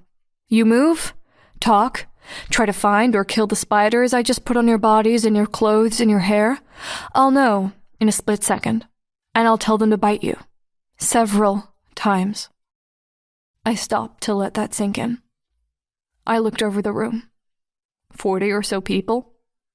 I saw a full-grown man with a tear rolling down his cheek. A teenager with freckles and brown curls was glaring at me with raw loathing in her eyes. At one of the counters, a matronly bank employee was shaking like a leaf. My taking hostages like this? It had been my idea. So help me. As horrible as it was, it had been necessary. The worst case scenario was some regular schmuck in the bank pulling some stunt and getting themselves or others hurt or killed. I couldn't let that happen if I was in a position to help it. If it meant keeping them quiet and out of the way, I was willing to terrorize them. As I saw the effects I'd had on these people, that justification felt really thin.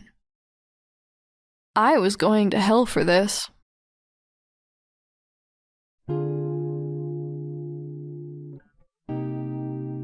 Worm is a web novel by J.C. McCrae, also known as Wildbow. You can read Worm in its original format by going to parahumans.wordpress.com or donate to Wildbow's Patreon at patreon.com/wildbow. The voices for this episode are the following: Taylor Hebert by Maia Harlap, also known as ParallelDimension. Grue by Greg Brewer, aka Black Knight. Tattletale by Valravn. This episode's audio was edited and processed by Drew Mochak and Valravn. Intro and outro music were written by 1T1 and Variety. If you would like to get involved in this project as a line collator, audio editor, voice actor, or interlude narrator, a link to our audition website and the Migration Broadcasting Discord server are in this episode's description, along with links to support the original author. Thanks for listening.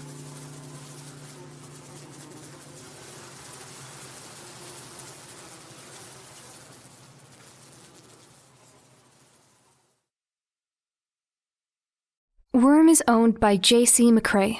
Please support the author at parahumans.wordpress.com. Migration Broadcasting presents an unofficial fan-made adaptation of Worm by Wildbow. Read by a full cast. Agitation 3.8.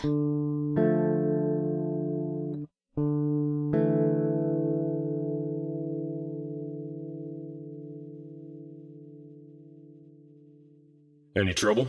Grue asked Tattletale. We're okay for now. We'd gone over the plan until I'd been worried I would start murmuring about it in my sleep. I joined Tattletale, Grue, Bitch, and the largest of the 3 dogs as we headed to the sealed vault door. Regent watched at the front doors with the 2 other dogs. His power had a good enough range that he could delay any approaching opposition long enough for us to get into position. Tattletale took hold of the stainless steel wheel that jutted out from the front of the vault and spun it, then stopped it. She repeated the process, going right, then left, then right again, for an indeterminably long time. Just when I had the hopeful thought that maybe she wasn't able to get in, there was the sound of something heavy shifting inside the door. The 4 of us hauled the door open, and Tattletale sauntered off to where the bank manager worked. She sat herself down at the computer, putting her feet up on the corner of the desk, and began typing away. From there, she could keep an eye on the media, watch the surveillance cameras, and remotely control the door locks and alarm systems. All with the right passwords, of course, but that wasn't a problem for her. Grue, Bitch, and I started strapping a canvas harness onto the one dog that wasn't standing at the front doors. I was gradually working out which was which. I think Bitch called this one Brutus. He was the biggest, with the meatiest body, and he had a shorter snout. He'd been the Rottweiler before. He turned his massive head towards me until the deep-set eyeball was just to the left of my head. The pupil narrowed into a dot. There was just the bloodshot white of the eye and the yellow-gray of an iris as broad as my handspan. I knew the worst thing to do would be to show fear or nervousness, so I was careful to breathe slowly and focus on buckling the straps and making triply sure they were fastened tight. I was maybe being a little too firm, just to ensure that Brutus didn't think I was weak or shy. Not that it mattered. I seriously doubted I could make him flinch, even with one of my weapons in hand. With the harness securely fastened, we headed into the vault, Brutus standing at the door. The vault was stainless steel from top to bottom with neatly banded bundles of bills organized into stacks. The stacks, in turn, were organized by the size of the bill, all neatly set up against the wall. On the wall opposite, the stacks were drawers, like an elaborate filing cabinet. They were pretty much just that. The bank kept copies of all important documents for the local branches here in a fireproof vault in case of disaster. The far end of the vault had another door, opening into an elevator that went down to the garage basement, where the armored trucks could be loaded. It was a shame it wasn't an option for an escape route. The door, the elevator, and the garage itself were all firmly locked outside of specific times and days. Bitch dumped an armload of bags onto the ground, and she and I got on our knees to either side of the pile and began stuffing one of the bags with cash. She took off her mask to see what she was doing better. Grue, for his part, withdrew a short crowbar from within the darkness that smoldered around his body. He set to cracking open the filing drawers with the squealing noise of metal creaking and bending.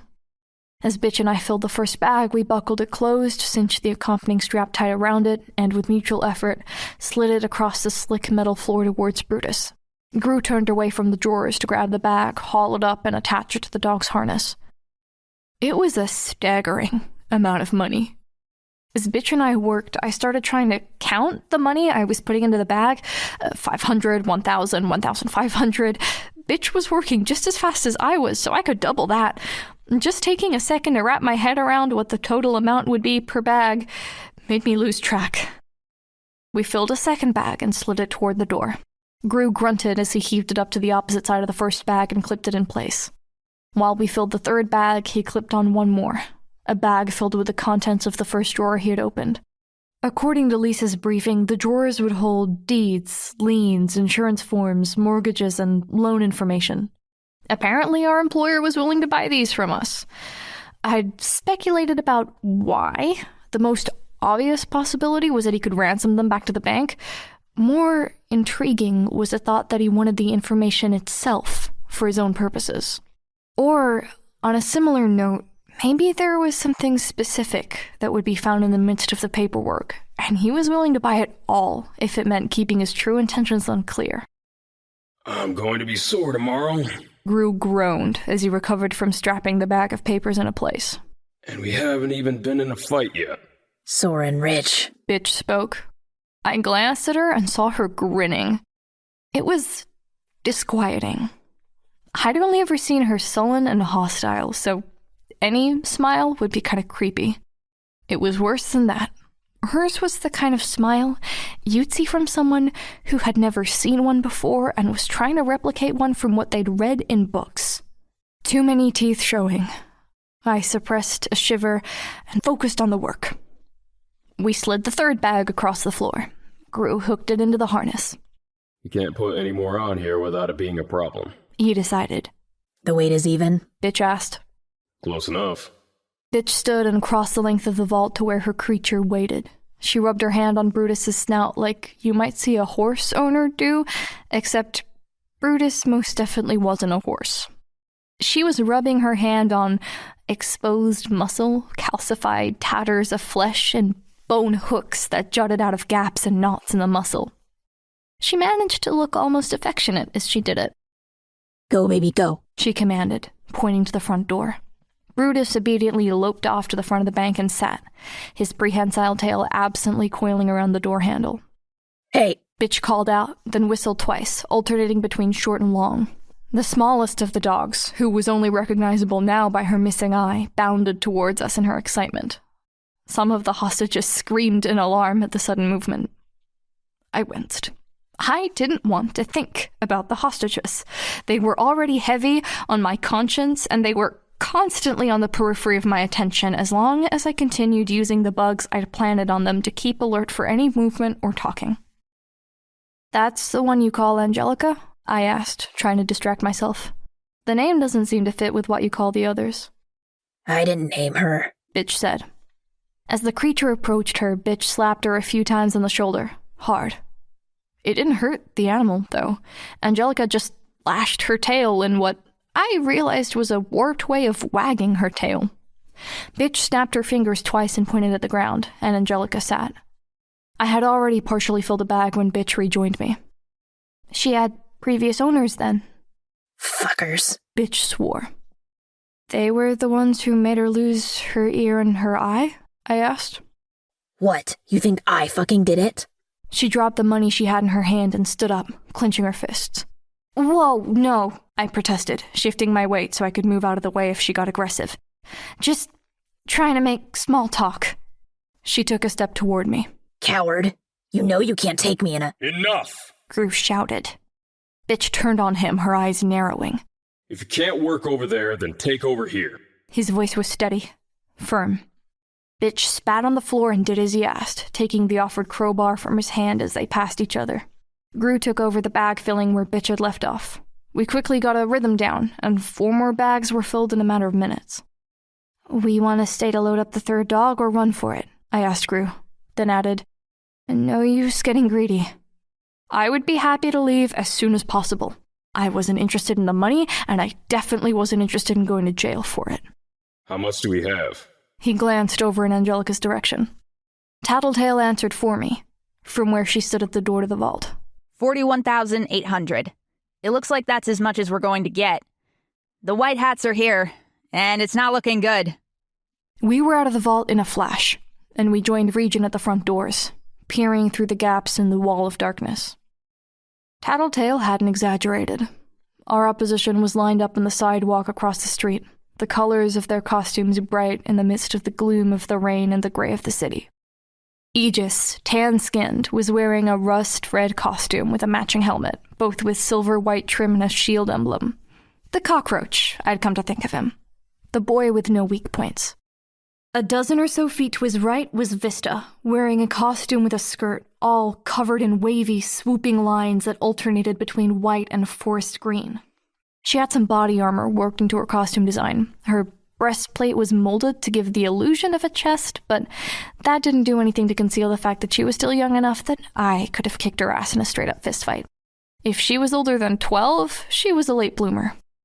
Clockblocker stood to Aegis's left. He wore a white costume, skin-tight, with interlocking panels of glossy white body armor placed wherever they could give him protection without inhibiting his movements. I couldn't see it through the rain, but I knew from TV that the armor had images of clocks on it in dark gray. Some of the images on the armor were animated so they drifted across the surface, while others were fixed in place with hands ticking. His helmet was faceless, just a smooth expanse of white. Tattletale? Grue growled in his echoing, reverberating voice. You know how I say you're a fucking dumbass sometimes? The three weren't alone. Kid Win was floating in the air to one side of Clockblocker. His brown hair was damp in the rain. He had a red visor and body armor in red and gold. His feet were firmly planted on his flying skateboard, which had a ruby glow radiating from the bottom. His hands were gripping matching guns, laser, pistols, or something in that vein. Kidwin was saying something to Gallant, who was standing a ways to his left. Gallant was an older teenager in a gunmetal and silver costume that blended the appearance of a pulp science fiction hero with a medieval knight. On the opposite end of the line was someone I didn't know. He was big, in a different way than Grue was big, the kind of bulk that made you think powers were at work. His muscle-laden arms were bigger around than my thighs, and I thought he could probably crush cans between his pecs. His costume was little more than dark blue or black spandex with a diamond print. His mask was full face, except for the eyes, and had a crystal attached to the forehead. He was the only person standing there who didn't have body armor. He didn't look like he really needed it. "Who is he?" I asked, pointing. Browbeat. Tattletale sighed. He's a point-blank telekinetic, which means that he can move things with his mind, but only if they're within an inch or so of his skin. He can use it to throw punches that hit like freight trains, or shield himself from incoming attacks. He's also packing personal biokinesis, which means he's got a kind of ability to manipulate his own body. He can heal just by concentrating on an injury, and he's used it to bulk up. He might be capable of doing more on the fly, depending on how much he's trained since we saw him last. He's been a solo hero in Brockton Bay for a little while. "What the fuck is he doing here?" I asked. We crossed paths with him once. Regent and Bitch beat him. Either he's here for revenge, or he's joined the wards very, very recently. My power's suggesting it's the latter. That's the kind of thing you're supposed to inform us on well in advance. Grue hissed at her. And there's not supposed to be 6 of them! There's 7. Tattletale said, wincing as Grue slammed his fist against the wood of the door. There's someone on the roof. I'm not sure who, but I don't think it's Shadowstalker. Might be a member of the Protectorate. There's not supposed to be 6 or 7! Grue roared in his unearthly voice. There's supposed to be 3, 4 at most! I made an educated guess. Tattletale spoke in a low voice. I was wrong. Sue me. If we get out of this in one piece, Grue spoke, his tone low and menacing. We're going to have a long conversation. I rested my forehead against the window. An armored section of my mask clinked against the glass. Educated guess. It would have been nice if you had said it was an educated guess way back when we were planning this. Of our group, Bitch seemed the least daunted. I can take them. Just let me go all out. We're not going to fucking risk killing anyone, Grue told her. We're not maiming anyone either. The plan stands. We have the money, we run for it. Tattletale shook her head. That's what they want. Why do you think they're lined up like that? We bolt with the money from any of the exits. The person on the roof tackles us, incapacitates us, or keeps us busy while the rest close in. Look at how they're sort of spaced out. Just far enough apart that if we try to go between them, one of them can probably close in fast enough to nab us before we get away. With my power, Grue started. They still outnumber us. There's at least 5 ways they could take one of us down while we're running, even if they were going in blind. And Vista's in the equation. Figure any distance we need to cover is going to be much farther than it looks, and things get ugly. It wouldn't be a problem if there weren't so many of them. Fuck. Regent groaned. we can't just stay here. Grue said. Sure, they're getting cold and wet, but our odds aren't much better if we force them to come in here after us. If we wait too long, the Protectorate might show too. We have hostages. Bitch said. If they come in here, we take out one of the hostages. Somewhere behind us, someone moaned, long and loud. I think they'd heard her. I closed my eyes and took a deep breath. It was a bad situation. And worse, I was afraid it was my fault. I'd warned Armsmaster something was going to happen. I could believe that he told the teams to be ready to go out in force. Even worse, he could be the unknown person on the roof. If that was the case, and Tattletale caught on, I was supremely fucked. Fuck. We need to catch them off guard. I didn't realize I was speaking aloud until the words left my mouth. Sure. But how are we going to do that? Grue replied. You guys are masters at the getaway, right? So we change gears. We fight them face to face.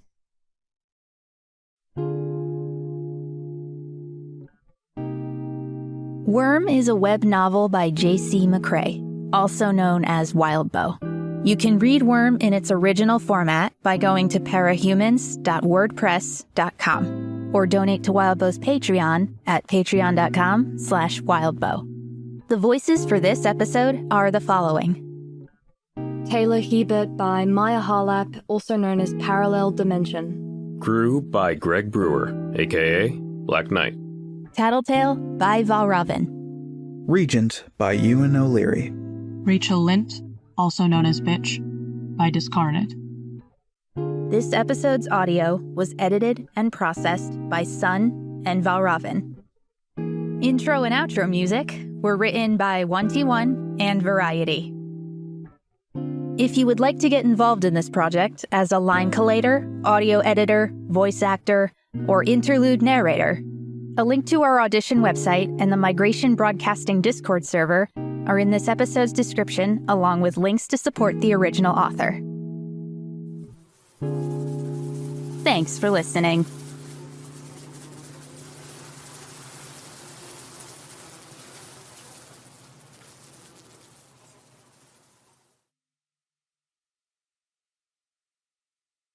Worm is owned by J.C. McCrae. Please support the author at parahumans.wordpress.com.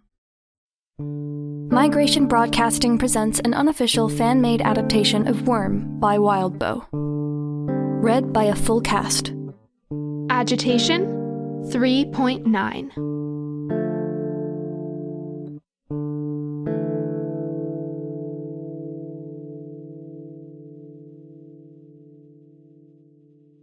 I can imagine how it looked to the wards. One moment they were standing in the rain, waiting with a tense readiness. The next, the front doors of the bank slammed open, revealing nothing but total darkness. Just a moment later, 8 hostages came stumbling through the darkness, out the doors and down the stairs. Aegis's eyes opened wide behind his mask. He turned to look at Clockblocker, who gestured madly toward the ground. Turning back to the scene, Aegis bellowed, "Everyone leaving the bank! Get down on the ground now!" He didn't get a chance to see if they listened. Darkness swelled at the bank's entrance, then flooded into the street like water from a broken dam. In seconds, the hostages were hidden from sight and the wards were forced to retreat several paces to keep from being swallowed up. Inside the bank, Grue mused. That should give them a reason to think twice before blindly opening fire where they can't see. I'm liking this. Are you ready for part 2? Just don't hurt the hostages, I said, glancing back at the 30 that were still inside. The ones we sent out are staying put? Grue asked. I felt out with my power. The bugs I'd put on the hostages couldn't see or hear anything, and I wasn't sensing movement. They're doing as we told them. They ran as far as they could before your power hit them, and then they lay flat on the ground, hands on their heads. Then I'm going, Bitch announced. She grabbed a bone spike that was jutting out of Judas's shoulder and heaved herself up to a sitting position on his back. No. Tattletale said, grabbing at Bitch's boot. Wait. Bitch glared down at her, clearly annoyed. That hesitation before Aegis gave the orders to the hostages. It didn't fit. If you figure something out, spit it out. Grue spoke in his echoing voice. We need to move now before they get reorganized. Bitch, you're going after Clockblocker. Stay away from Aegis. Got it? Bitch didn't even respond, digging her heels into Judas's side and ducking her head to avoid hitting it on the top of the door as they raced out.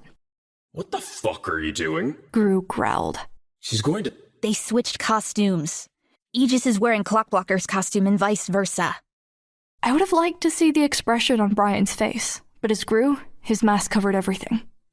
He just turned his skull helmet back to the window, silent. It dawned on me how badly that could have fucked us. Bitch's dogs would have attacked the person they thought was Aegis and gotten tagged by Clockblocker instead.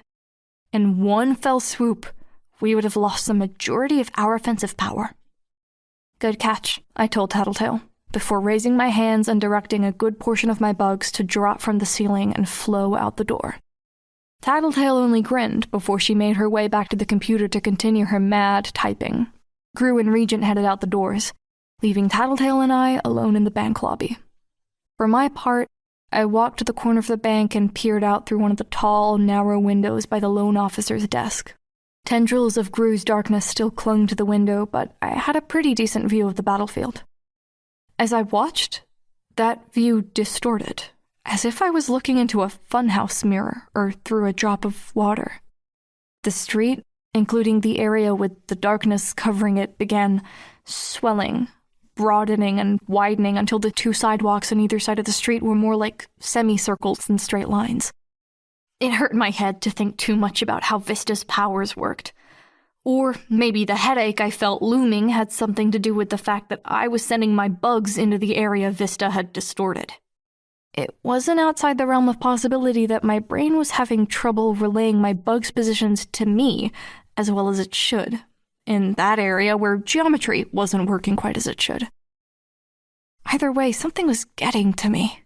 I raised my hands to rub my temples, remembered my mask, and sighed, folding my arms instead. I sent my bugs through the darkness and the warped space of the street. Each time they collided with someone inside the cloud of darkness, it took me a moment to figure out who the person was. Grue was the first I ran into, and the easiest to identify. Some of my bugs had tiny hairs on their bodies that could sense air currents, and the steady output of darkness around Grue generated something like a steady air current around him. Regent was harder. I almost mistook him for a hostage, but he was wearing the hard mask over his face. I left him alone. I found the person I was looking for, Bitch, and tracked her movement through the darkness. My bugs could feel the vibrations of the dog's footfalls on the street, the hot, moist huffs of air from Judas's nostrils, and the smells of the dog. His smell made a dozen instincts of mosquitoes and carrion flies kick into action. His scent was one of blood, meat, and gristle, the vaguest hints of diseased flesh. I shivered. As Bitch and her dogs burst from the darkness towards Aegis and Clockblocker, I had my bugs follow immediately after them. She was going straight for Clockblocker, who was dressed as Aegis. "No, no, no," I muttered. "You idiot." At the last possible second, she changed course and went for the real Aegis. Aegis bolted the second the dog changed course, but it was too late. As he tried to fly out of reach, Judas leaped, nearly twice as far and high as I might have guessed something as big as he was could. The dog's prehensile tail wrapped around Aegis's torso. As they all fell, mount, rider, and ensnared captive, Bitch shouted something I couldn't hear, and Judas whipped Aegis straight down, adding the force of the throw to the momentum of the fall. I thought I might have heard the impact from the interior of the bank. Or maybe it was an auditory illusion, and my bugs were the ones who heard it. Either way, Aegis hit the ground hard enough to kill any ordinary person. He wasn't down for 1 second before he was on his feet again. In the same motion he used to get to his feet, he lunged for the dog and swung a fist at Judas's snout. He might have connected, but Bitch was already steering her steed back into the cloud of darkness. She flipped Aegis the middle finger before disappearing from view. At the same time, Clockblocker was fighting off the bugs I'd sent out. Within a fraction of a second of a bug making contact with Clockblocker or his costume, he froze it. My power simply stopped telling me the bug was there, as if they had disappeared from the face of the planet. In reality, they were just suspended in time, stuck in the air, immobile, untouchable. But that same power could work against him, I was thinking. I made my bugs surge forward, surround him, aiming to cover his entire body. I was pretty sure he couldn't disable the effects of his power. So if he wanted to freeze all of the bugs I had crawling on him, he'd trap himself in a prison of his own making. He was good at thinking on his feet, though, or had faced similar tactics before, because he had an answer for that. Clockblocker spun in a tight circle, freezing the bugs as his body rotated, so that they were only affected when the part of his body they were on was facing away from the bank. The result was that a cluster of bugs was left frozen behind him, and he was free to dash straight towards Aegis. While I'd been distracted by Clockblocker, Bitch had set Brutus and Angelica on Aegis. He was fending the two dogs off, but the white pane of his helm, Clockblocker's helm, was shattered now, and his costume was torn, with one piece of his ruined armor dangling by a string of cloth at his armpit. Brutus lunged for Aegis, but as he passed over the edge of the area Vista had distorted, he fell short. The dog's jaws clacked shut a foot away from Aegis's face, spittle flying. Aegis responded by slamming both fists, fingers interlaced, into Brutus's snout. The dog crashed onto its side, giving Aegis the time to take flight once more, heading straight for the sky. Angelica followed, leaping through the air just like Judas had a minute earlier. She missed, and hit the side of a building hard enough to make the windows around her explode in a spray of glass. I waited for her to fall, but she apparently had no plans to do so. She gripped the stone of the building and windowsills around her with her 4 claws, tensed, and leaped again from the side of the building. If I was surprised to see that display of acrobatics from one of the dogs, I doubted there were words for what Aegis must have felt just then. Angelica seized the teen hero in her jaws, and they plummeted together. Angelica didn't land with all 4 claws beneath her, and she sprawled as she hit the ground. When she stopped, though, she still had Aegis, one of his arms and half his torso clasped between her teeth. She whipped him around like a dog might shake a toy. When she paused, he was still fighting her, slamming his free hand against the side of her head over and over. Loops and strings of drool mixed with blood hung from her mouth. At least that's what I thought it was, from my vantage point inside the bank, peering through gloom and pouring rain. Clockblocker had slowed down as I started throwing more bugs in his way. I kept them between him and Aegis, so he couldn't close the distance and touch the dogs. He'd responded by ducking, weaving, spinning, and swatting or brushing them off with his hands so he could freeze them without setting barriers in his own way. Then, he decided to try ignoring the swarm. I seized the opportunity to bite and sting him 20 or so times. The surprise and pain distracted him from his evasive maneuvers, and he wound up clotheslining himself as he froze the insect on his face while still running forward. He went from a head-on run to landing on his back with his feet still in the air. I probably wouldn't get a better chance. I set the majority of the swarm on him while he was lying on the ground. Keep them on the defensive, Brian had told me while we sparred.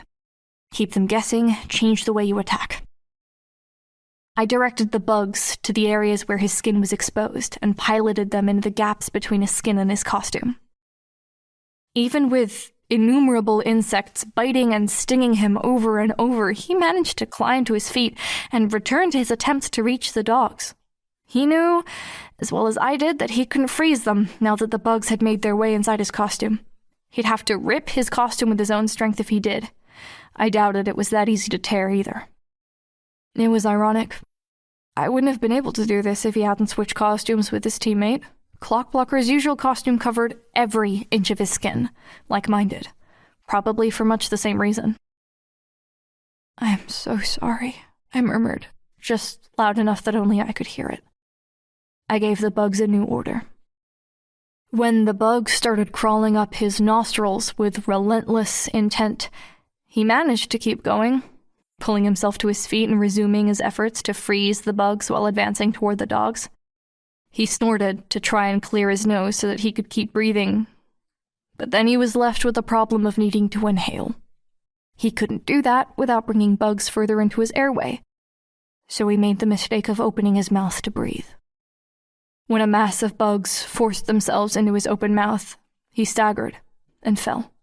I think he was gagging, but couldn't see or hear well enough from my vantage point to tell. At my instruction, more bugs forced themselves under the gaps in his costume and into his ear canals. Yet others, smaller ones, crawled in and around his eyes, using deceptive strength to try and force themselves in between and under his eyelids. I couldn't imagine what that felt like to him. Everyone had probably experienced this sensation of having a lot of bugs crawling on them, but these bugs were operating with a human intelligence backing them to penetrate his eyes, ears, nose, and mouth. They were working together with a single-minded purpose instead of mindlessly crawling where their instincts directed them. I don't know if it was calculated or something he did in a moment's panic, but he used his power. Every bug that was touching him disappeared from my reach. Once I'd realized what he'd done, I pulled away every bug that wasn't affected. I didn't want to suffocate him, and he'd effectively pinned himself to the street with his power. The worst thing that could happen now was that he'd panic and throw up, choking on his own puke. I could do my part to avoid that. I'd won. I wasn't sure what to feel. I felt a kind of elation mixed with the quiet horror of what I'd just done to a superhero. I could settle that inner turmoil later, and decide on a way to make amends to Clockblocker at the same time. There were still 5 wards and a stranger on the rooftop to be taken out, if I wanted to stay out of jail.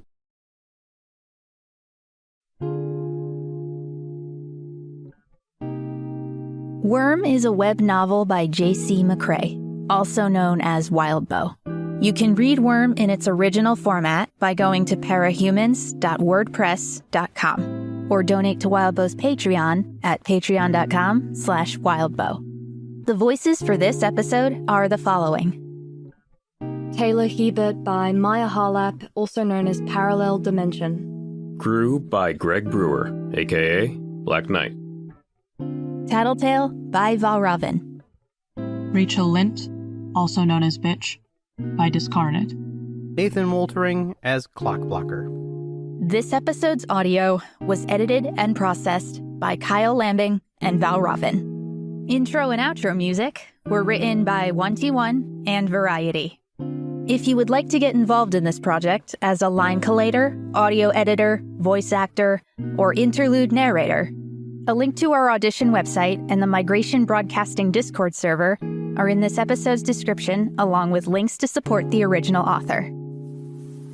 Thanks for listening.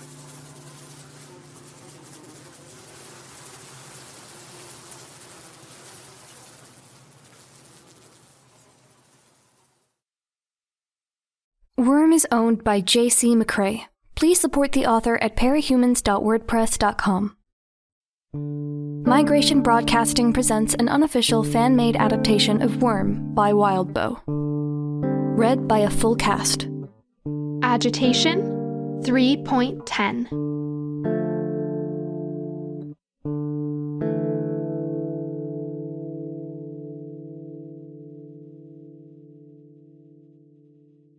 Six good guys were still in action, as far as I knew.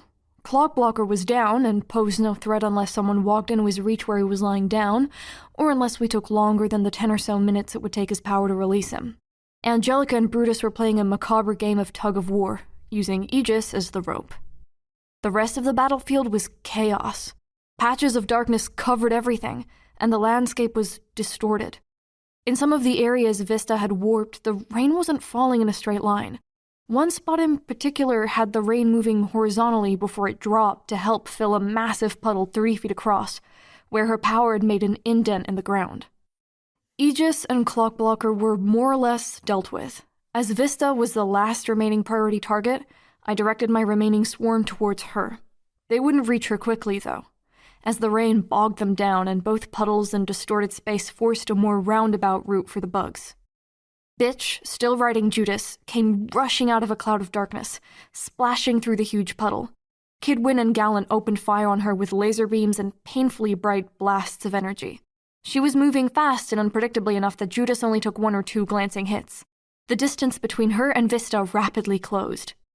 Vista raised her hand and the surface of the street bulged upward into a short wall. As it grew, the wall caught one of Judas's forepaws, tripping him. He fell and his rider was sent tumbling head over heels.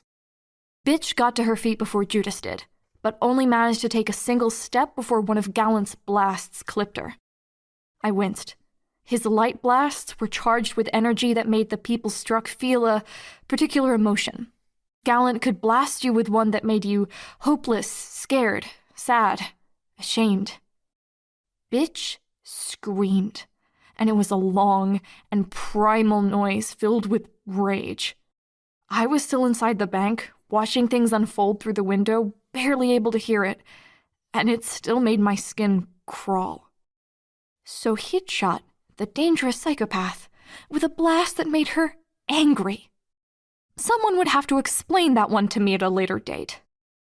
Whirling, still screaming, she pointed at Gallant. Apparently, that was order enough, because Judas charged at the teenager that was dressed like a science fiction Lancelot. Bitch didn't attack him, though. Without her dogs at her back, essentially without powers, she went straight for Vista. She was focused enough to stay on the priority target. Vista was ready, though. As Bitch tried to close the distance, the roadway between her and the young heroine stretched out, until the distance she had to cover was 2, 3, 4, 5 times as far. Vista then pinched the space behind her closer together, crossed a third of a block with a single skip, and then returned it to normal. I swore under my breath, and not just because my bugs had a lot more distance to travel. My head was pounding again, and it was getting steadily worse. Was someone's power at work, giving me a headache? There wasn't anyone in the wards, I was pretty sure, who could mess with your head like that. Gallant could mess with your emotions, but he had to hit you with a light blast to do it. The person on the roof, then? I was fairly confident there wasn't anyone in the Protectorate or New Wave who could affect me like this. Bitch gave up on Vista and whistled for Judas. The dog responded immediately, abandoning a skirmish with Gallant, who was trying and failing to stand. A wash of darkness consumed him before he managed to pick himself up. Kid Win opened fire on Bitch as her dog returned to her. Given the excessive distance between them, it would have been a hard shot to make before Vista stretched the area that Bitch was standing on, meaning his aim was wildly off target. He stopped, changed a setting, and fired a fresh salvo. This time, the lasers came out in more of a staccato spray, like you'd expect from a machine gun. One of the lasers caught Bitch in the center of her stomach and laid her flat. Judas guarded his owner by hunkering over her, blocking further shots and obscuring my view of her. Near Vista, a large figure staggered out of the darkness, shadows still clinging to him, bellowing and screaming incoherently about bugs. He thrashed for several moments, then collapsed into a heap a short distance from Vista. Someone that large could only be Browbeat.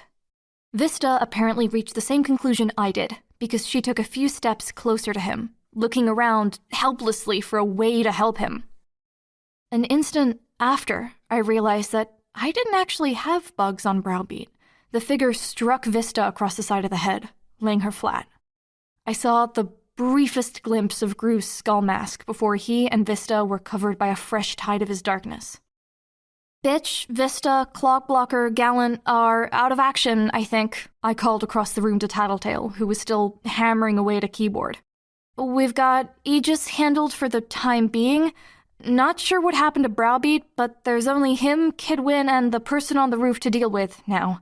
We can make a break for it soon. One last thing to do. Tattletale grinned to me. I'll be right back. Keep an eye on things here. What? No, Tattletale! Damn it! I shouted, but she was already running, heading back into the offices that we'd been through on our way to the bank. I didn't have time to dwell on her leaving. Flickers of light outside the bank caught my attention. Kidwin was flying 15 feet above the ground on his hoverboard. In front of him, pieces of a massive device were materializing, shimmering into existence like you saw with the transporters on Star Trek. It was only 1 or 2 steps away from being complete, but you could tell what it was. A gun, no less than 15 feet long, with a barrel 3 or 4 feet across, all turret, mounted on a circular platform not unlike the board he was riding. Shit, I whispered to myself. I sent my bugs after him. He swiveled the cannon to face Judas, who was still guarding the spot where Bitch had fallen. A bolt of light erupted from the cannon and sent Judas flying beyond my field of vision. He fired another shot, at a greater distance, presumably at the fallen dog. Then he swiveled and fired off 2 more shots in quick succession, blasting Aegis and the 2 dogs that were gripping him. The dogs and Aegis were all sent flying into the wall of the office building opposite the bank. While the dogs didn't get up immediately, a bloody and tattered Aegis was on his feet in an instant, and in the air a moment later. He got to a good height, maybe 2 or 3 stories up, and stayed there, likely to get his bearings and survey the situation. As my bugs approached the kid, he took notice, and maneuvered his cannon to decimate the swarm. I spread them out, but he simply pulled a lever and released a flamethrower-like blast of lightning and sparks, eliminating virtually all of the bugs I'd sent out into the street. The scant few that remained, I sent towards his face to crawl beneath his visor and into his nose and mouth. It wasn't enough. Then, Kidwin aimed the cannon straight at me. I jumped for cover the moment I realized what he was doing. There was a muffled sound, more a very large person hitting a punching bag than what I'd expect a laser cannon to sound like. And the window exploded. What was he doing? We had hostages inside! I turned to check and saw there weren't any hostages near me. Did he know that? Heat sensors in his visor? Was someone watching me through the cameras and passing him info? Damn it, there was too much I didn't know, and Tattletale wasn't around to fill me in. Grue sprinted between 2 clouds of darkness, raising one hand to send a blast of his power towards Kidwin, obscuring the kid's line of sight. Kidwin responded by ponderously maneuvering himself in the cannon out of the top of the cloud of darkness. I swore under my breath and sent a command for more of the bugs I had inside to drop from the ceiling and go outside to attack. There were a good few bugs near Clockblocker who were getting free of the time-stopping effect had laid on them. I added those to the assault. My legs buckled as my headache worsened tenfold. Worse, the response from my bugs was sluggish, like I was ordering them to move through mud. I felt a momentary panic, but there wasn't really anything I could do.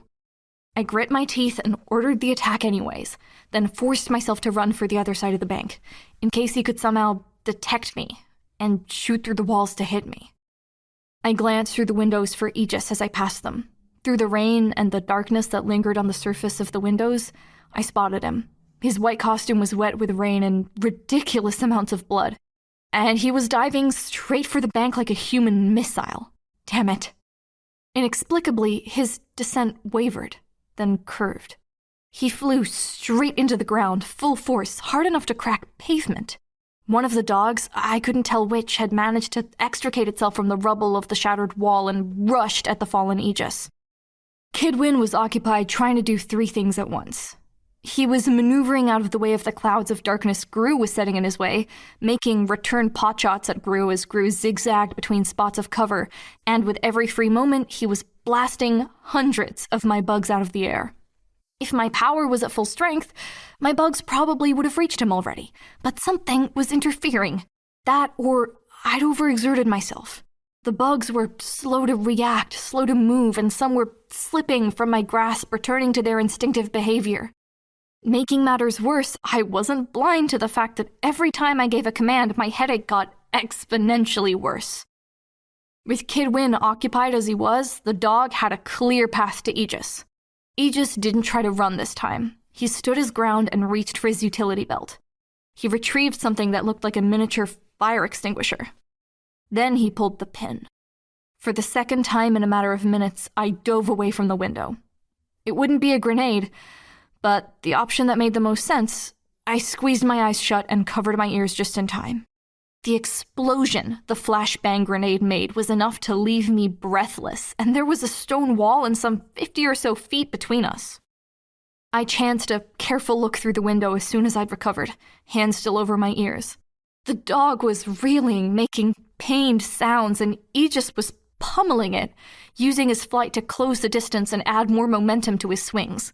When the dog, Angelica I saw, looked like it was starting to recover, he grabbed 2 more flashbang grenades from his belt with one hand and pulled the pins with the other, dropping them to the ground just below him. I ducked behind cover again, but they didn't go off. When I chanced another look, I saw the tables had turned. Where the flashbangs had been dropped, there was a smudge of Grue's darkness covering the ground. Angelica was having it out with Aegis, and Regent was striding out of the darkness in Kidwin's direction. I'd forgotten about Regent. It made sense that he was working from a discreet position like I was. He probably would have been the one to alter Aegis's flight path. Seeing Regent approach, Kidwin turned his turret-mounted cannon in his direction. Before he could fire, though, Regent raised 2 fingers, and Kidwin lost his footing on his flying skateboard. The cannon shifted until it was pointing straight up as the young hero dangled from the handles, his weight altering the trajectory of the cannon. His board clattered to the ground a few feet away. Regent made a dismissive wave, and Kidwin let go with one hand, his fingers and arm curling backwards in a pulsate fit. Regent repeated the gesture, and Kidwin lost his grip on the controls, dropping a good 20 feet to the asphalt. As Regent approached to stand over him, Kidwin reached for his laser pistol. He scowled in frustration as his fingers continued to twitch and curl involuntarily, instead of closing on the handle of the gun. With an almost relaxed air, Regent shoved the end of his taser into Kidwin's side. I don't know if it was the sense of relief, but I couldn't help but laugh as Regent collected the fallen skateboard and began a wobbly ascent to the floating cannon turret. He aimed and began firing at Aegis, who was forced to scramble out of the way. What's so funny, psycho? I whirled to face the voice and saw the freckled, brown-haired hostage that had been glaring at me when we'd first taken control of the bank lobby. After that, I saw only stars as she slammed something large and blunt into the side of my head.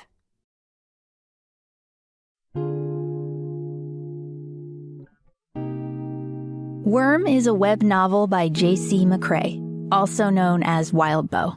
You can read Worm in its original format by going to parahumans.wordpress.com or donate to Wildbow's Patreon at patreon.com/wildbow. The voices for this episode are the following. Taylor Hebert by Maia Harlap, also known as ParallelDimension. Tattletale by Valravn. Panacea by Hagatha. This episode's audio was edited and processed by Fjodor and Valravn. Intro and outro music were written by 1T1 and Variety. If you would like to get involved in this project as a line collator, audio editor, voice actor, or interlude narrator, a link to our audition website and the Migration Broadcasting Discord server are in this episode's description, along with links to support the original author. Thanks for listening.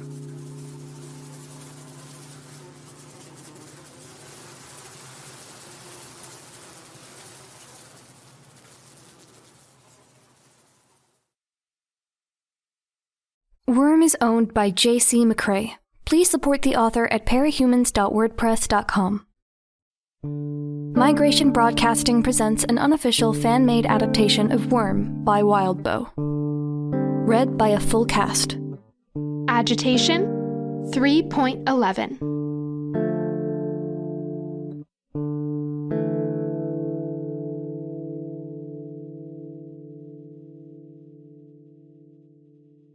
I crashed into the office chair behind me, and both the chair and I toppled to the ground. The armor of my mask had taken the worst of the hit, but it still hurt as much as anything I'd ever experienced. The girl glowered at me from behind her mop of frizzy brown hair. In her hands, she was gripping a fire extinguisher. Behind her, past the lights that were flickering across my field of vision, I could see the hostages streaming upstairs. It was disorienting, because the bugs I'd left on them were telling me they were still in the corner of the lobby, staying still. I could feel one spider shift slightly as the person it was riding exhaled, then shuddered a little. even as I saw that same person stumbling and nearly falling on the stairs in their haste to get away. I reached for the bugs, tried to tell one to move, and everything went wrong. There were no words to describe it exactly. It was like feedback. If my brain had been a computer, I got the feeling I'd only be getting hundreds or thousands of error messages popping up across the screen. It was painful, too, just compounding until it felt like my brain was being used as a punching bag. I pressed my hand to my head, wincing at the pain, and it wasn't just from being bludgeoned with a fire extinguisher. The headache was at near migraine levels now, and I desperately wanted to tear off my mask and to try to throw up, if only to relieve the nausea that was welling up. I was getting an idea of why I'd been feeling so off. "What the fuck did you do?" I asked the girl. You don't need to know that. She swung the fire extinguisher over ahead at me, and I scrambled out of the way, grabbing the edge of a table to haul myself to my feet as I did it. She didn't chase me. Instead, she reached into her jacket pocket and retrieved a cell phone. She started to punch a number into the keypad with one hand, the other holding the fire extinguisher. Her eyes were trained on me. There was no way I was going to let her make that phone call, whoever she was dialing. I went on the offense, lunging towards her as I reached into the armored compartment at my back and retrieved the extendable baton. I pulled the trigger and flicked it out to one side. 18 inches of black painted alloy with a weighted tip snapped out from the foam grip handle. Her eyes widened as I swung the baton, but she had the presence of mind to drop the phone and heft the fire extinguisher up to block the attack. Her grip on the fire extinguisher wasn't good enough for her to keep hold of it, so it clattered to the ground. She backed away rather than risk trying to pick it up again. The girl retreated as I advanced towards her. I stopped when I was standing over her cell phone. I collapsed and sheathed my baton, then bent down and retrieved the fire extinguisher. I smashed the phone with the butt end of it. Shit. I liked that phone, she muttered. Shut up, I retorted, the pain making my voice strained, harder edged. What the fuck did you do to me? I pressed the heel of my free hand against my forehead, as if the pressure could help stave off the pain. I don't think I'll tell you. Who the fuck are you, and who were you trying to call? Actually, it was a text, not a call, and it went through, she said. Then she smiled at me. At the same moment I uttered the word, who, one of the windows at the side of the bank shattered. A blur of white and gold slammed into the center of the lobby hard enough to send fragments of marble tile skittering over the floor to my feet, halfway across the room. The figure straightened, dusted herself off, and turned to glare at me. Almost casually, she backhanded the marble and oak table to her left that held all of the withdrawal and deposit slips. With that lazy swing of her arm, she annihilated the table, doing so much damage to it that nobody would ever be putting it together again. It's humiliating to admit, but I nearly wet myself. I'm not sure my reaction would have been much different if she didn't have a power that made her flat out terrifying. Literally, that's what her power did. Had I done something heinous in a past life to deserve going up against Lung on my first time out in costume, and Glory Girl on my second? Hey, sis. Glory Girl tilted her head to one side to look at the brown-haired girl. You okay? The girl who could be none other than Amy Dallin, Panacea when she was in costume, offered Glory Girl a beaming smile. I am now. Glory Girl's sister had been among the hostages. Damn it. At least I knew who she was now. She could heal with a touch, and if what she'd done in my powers was any indication, that wasn't the full extent of her abilities. Glory Girl and Panacea were celebrities, even if Panacea had generally avoided the spotlight as of late. They were among the most famous of the local heroes, arguably the most powerful of the Kid Capes. They were pissed at me, and I was stuck in a room with them. And my powers weren't working. Glory Girl stepped towards me, and I scrambled for Panacea. She scrabbled for a grip at my costume, trying to grab at my glove, then at my mask. But the moment I drew my knife, both she and Glory Girl went absolutely still. I grabbed Panacea's chin and maneuvered so I was standing behind her, my knife pressed to her throat. Count yourself lucky, buck bitch, that your costume covers your entire body. Panacea murmured to me. Or I'd maybe give you a heart attack. Or cancer. I swallowed hard. I wasn't counting myself as particularly lucky at this point. It seems we have a stalemate, Glory Girl said. True, I replied. So, are we just gonna stand around here until reinforcements arrive for one side or the other? Tip the scales in someone's favor? I could live with that. Last I saw, my side was winning. I helped Aegis out of a jam on my way in, so he's keeping your little friends busy. You should also know that the Protectorate is on their way from a wine and dine with Brockton Bay's finest at the Augustus Country Club. Can't speak for them, but I know I'd be royally pissed if some little snots dragged me away from a chance to have the club's chocolate mousse. Panacea made a little laugh. It is good, isn't it? Then, in a lower voice, she whispered to me. What if I fucked up your taste buds, you little terrorist? You threaten the lives of innocents. I can go that far. I can do anything with your biology. Make everything you eat taste like bile. Or maybe I'll just make you fat. Morbidly, disgustingly fat. You can shut up now. I tightened my grip and pressed the knife a fraction harder against her throat. Between the stress of the moment, the pounding headache, and the fact that fucking Glory Girl was standing not 50 feet away, I didn't need little sister distracting me with nightmarish imagery. Glory Girl spoke up. It's not just the Protectorate either. You just took a member of New Wave hostage. Threatened her life. There's a pretty damn good chance my mom, dad, aunt, uncle, and cousins will be showing up too. Brandish, Flashbang, Lady Photon, Manpower, Laser Dream, Shielder. How are you gonna manage then?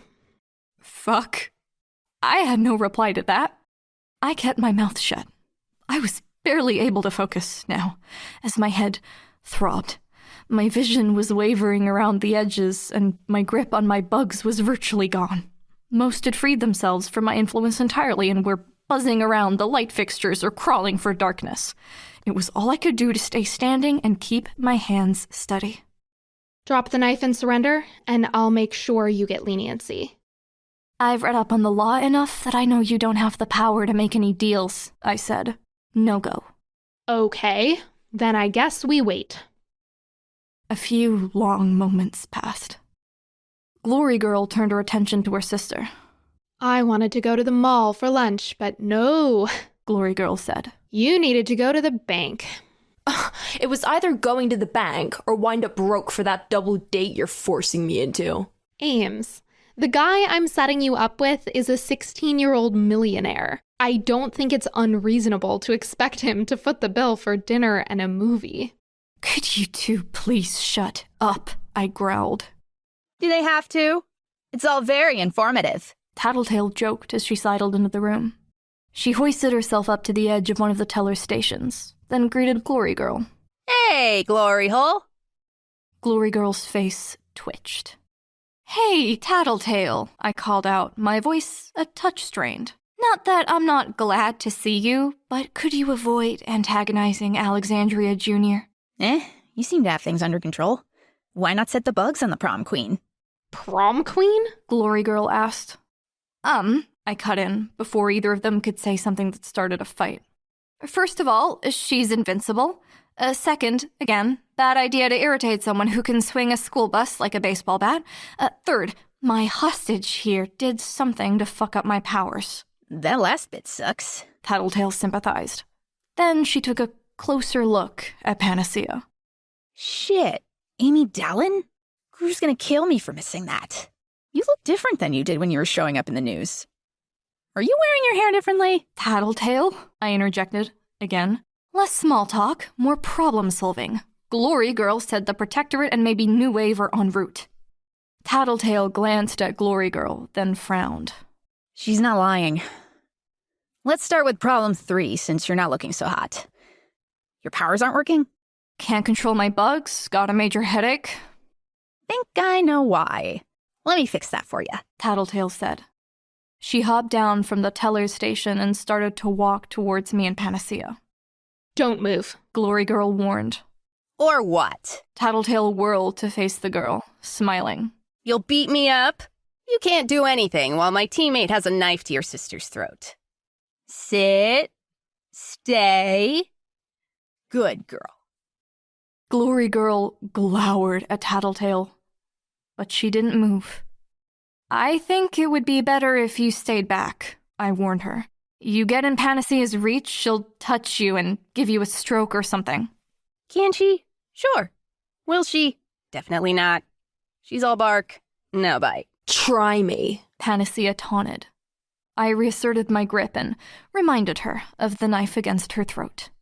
I'd really prefer to avoid tempting fate, I said, carefully. Fine, Tattletale said, raising her hands in a placating gesture. She walked over to the branch manager's desk and opened a drawer. You pull a gun out of that drawer? Glory Girl threatened. And I'll fucking break you. Enough with the threats you can't follow up on. It's not a gun. Tattletale grinned, raising her hands again. A keychain dangled from her left thumb. Keys, Glory Girl said. The keys of manager Jeffrey Clayton. Type A personality, totally. Control freak. The kind of guy who loves to have absolute control over a meeting. First of all, who cares? Second, how do you know this? Come on. Tattletale smiled, folding her arms. Villain 101. You don't give info to the hero in a gloating monologue. Right. Glory Girl agreed. Always worth a try. I'll tell you anyways. Glory Girl raised an eyebrow. No reason not to. Actually in my advantage to let you know. I'm psychic. I read his mind when we had him hostage. Like I'm reading yours right now. The lie was so smooth, I almost believed it. A flash of red caught my attention. The red dot from a laser pointer settled on the hood of Panacea's jacket. I looked at Tattletale and saw that while she had her arms folded, she was holding a laser pointer that was attached to the keychain. I watched Tattletale draw a lazy circle around the spot she'd pointed to, on Panacea's jacket. Bullshit, Glory Girl said. The brain power you'd need to interpret and decode someone's unique neural patterns would need a head 5 times the usual size to contain it all. True psychics can't exist. Oh, someone's taking Parahumans 101 at the university. Your parents pull some strings? Got you into university course before you were done with high school? I think you already know the answer. I'm just not buying that you read my mind to get it. Why is it so hard to believe? Legend can shoot lasers from his hands. Lasers that turn corners. Clockblocker and Vista can mess with the fundamental forces of space and time. Kaiser can create metal from thin air. Conservation of mass, conservation of energy. Basic laws of our universe get broken by capes all the time. All of that is possible, but I can't peek into your brain? Tattletale was still focusing the laser pointer on Panacea's hood. Since I was the only person in a position to see it, it could only be for my benefit. I pulled the hood back, investigating the interior, and found nothing. But on the nape of her neck, I spotted one of my Black Widow spiders.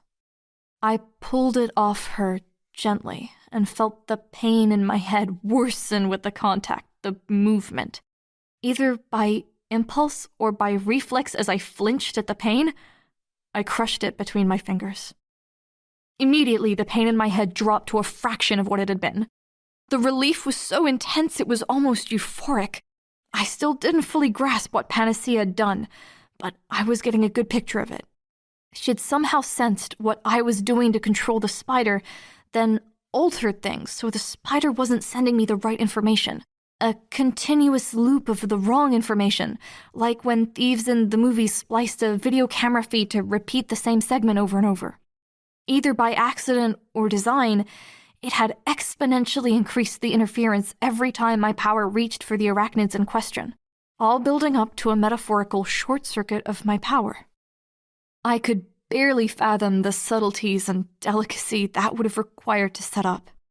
Glory girl. Panacea began to speak, but I tightened my grip, and she closed her mouth. Shh, I hissed at her.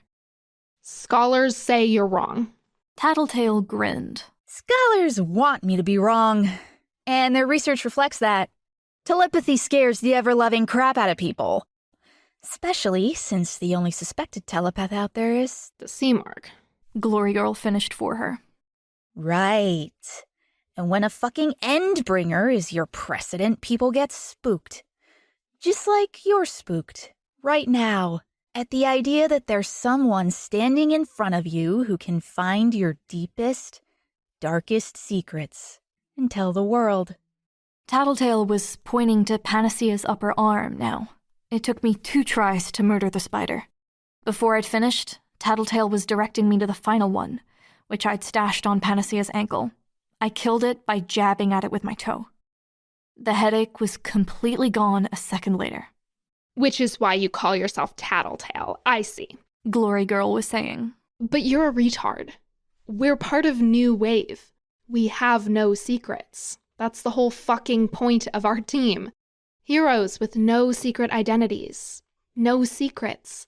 Full disclosure, total accountability. For the record, Tattletale said, her voice very smooth and calm. I fucking hate it when people call me stupid. Yet here the 2 of you are, and neither of you have powers that work against either of us. All you've got is a knife, and if you use it, you both die in the most painful way I think I can get away with. Oh, honey. Now who's being stupid? I've got the most powerful weapon of all. Tattletale purred, smiling wickedly. Information.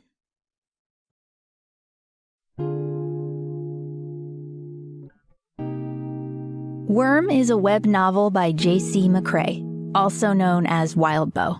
You can read Worm in its original format by going to parahumans.wordpress.com or donate to Wildbow's Patreon at patreon.com/wildbow. The voices for this episode are the following. Taylor Hebert by Maia Harlap, also known as ParallelDimension. Victoria Dallin by Natalie L. Panacea by Hagatha. Tattletale by Valravn. This episode's audio was edited and processed by Valravn. Intro and outro music were written by 1T1 and Variety. If you would like to get involved in this project as a line collator, audio editor, voice actor, or interlude narrator, a link to our audition website and the Migration Broadcasting Discord server are in this episode's description, along with links to support the original author. Thanks for listening.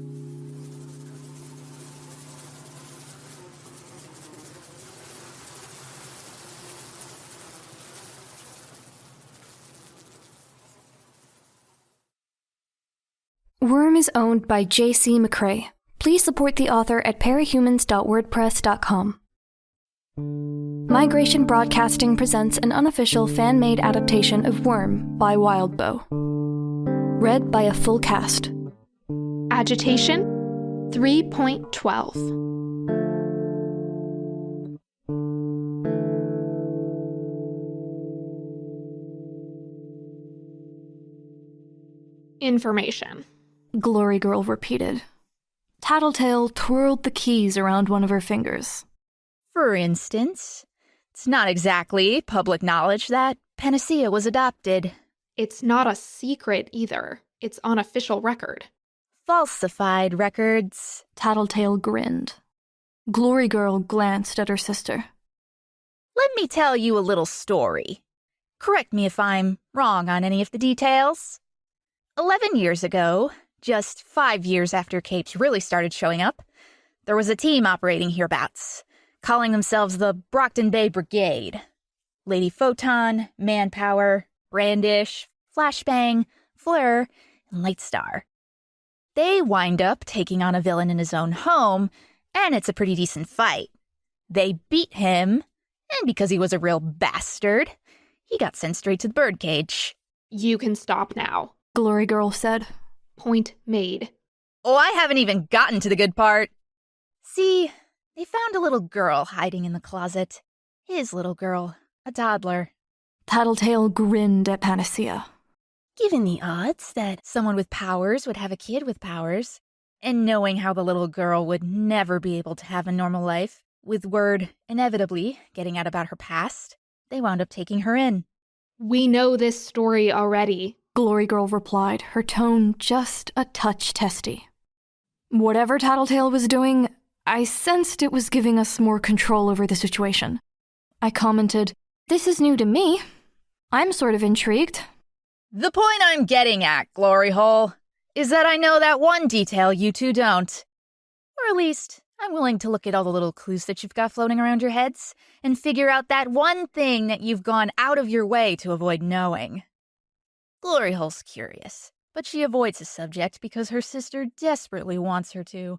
And Panacea, well, if I told her, I suspect she'd do something very stupid. I could feel Panacea slump in my arms.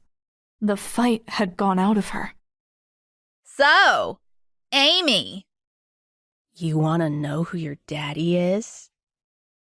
For a few long moments, there was only the sound of rain pattering on the windowsill, and the buzzing of insects still in the room. "It's that bad?" I asked in a half-whisper, as much to Panacea as to Tattletale. It's not the man that would bother her so much. It's the knowing. Every hour of every day after hearing me say his name, she would wonder. She's terrified she'll start second-guessing every part of herself, wondering if she inherited it from him, or if she was that way out of an unconscious desire to not be him. Knowing as much as she does already keeps her awake some nights, but knowing his name, knowing who he is and what he did, for the rest of her life she would compare herself to him. Isn't that right, Amy? Shut up. Just shut up, Panacea retorted, her voice thick with emotion. Why? I'm on a roll. That's not even the most dangerous tidbit of info I've picked up here. I know stuff that's just as bad. I saw a flicker of doubt cross Glory Girl's face. I'll make you a deal, Glory Hole. You go in the vault, lock yourself in, and I don't speak on the subject. I won't say the one sentence that tears your family apart. Glory Girl clenched her fists. I can't do that.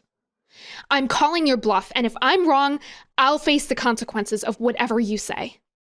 Very principled. Very self-involved, too, that you think the secret and the consequences have to do with you and your overzealous nature. They don't. They have to do with her. Tattletale directed the laser pointer at Panacea's forehead. You won't be tickled pink either, but the aftermath would be hers to deal with. Humiliation, shame, heartbreak. I could feel Panacea stiffen in my grip. Offer stands, Tattletale grinned. For the next 12 seconds. Get in the vault. You're full of shit. Panacea spat the words. Then why are you so tense? I asked. 8 seconds.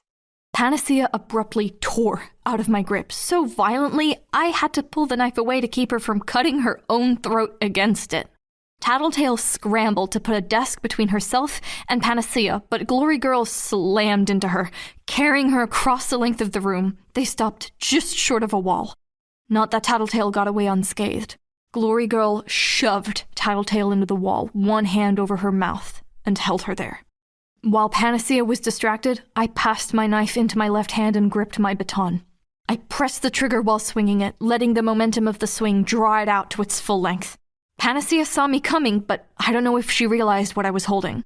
The length of metal struck her across the side of the head. She staggered a few feet, then went down hard. Unfortunately for me, Glory Girl saw it all unfold. Nobody fucks with my family! She shouted, and her power cranked out full bore. My knees turned to jelly, and my brain just gave up on rational thought. Glory Girl threw Tattletale at me like a very strong child might throw a rag doll, and I just stood there like a deer in the headlights. Tattletale's body collided with my midsection, knocking the wind out of me. The two of us collided with a desk, sending a monitor and a plastic box of files to the floor. Paper and fragments of monitor scattered over the ground. We were still reeling when Glory Girl started floating towards us. I was struggling, unsuccessfully, to heave wheezing gasps of air into my lungs while Tattletale was gripping one of her arms tight against her body, making little whimpering noises. I'm going to pull in every favor I'm owed and put myself in debt with the local DA and whoever else I have to get you both sent to the birdcage. Glory Girl promised. You know what that place is like?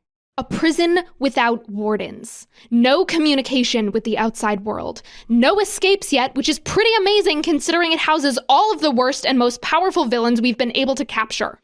We don't even know for sure if anyone's alive inside there. It's just a bucket where we dump scum like you, so we never have to worry about you again. Bugs. Tattletale grunted at me, almost too quiet to hear. I didn't catch her meaning, but I was still struggling to catch my breath, so I just shook my head at her. And no contact with the outside world means you don't go fucking talking about whatever Amy wants to keep private. I trust my sister. I trust she has a reason for keeping it to herself. Bugs, swarm her, Tattletale said, taking lots of little breaths as she said it. I caught her meaning. I reached for my swarm and was glad to find that my power was working perfectly. Panacea's sabotage job had been undone when I'd killed the last of the spiders. I set every bug I could reach on Glory Girl. Useless. It felt like I'd set them on unnaturally strong, slick glass. Idiots. Glory Girl's muffled voice came from the midst of the cloud of insects. I'm invincible. Tattletale used her good arm to prop herself up, groaning. First of all, I warned you about calling me stupid.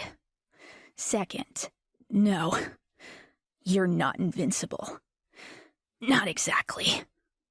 Then she raised her good hand from her belt and trained a small handgun on Glory Girl. The sound was deafening. You don't really get a sense for how intense gunfire is from TV and movies. As is, it was enough that it took me a few seconds to get a grip. Just a heartbeat later, I realized my bugs had broken through.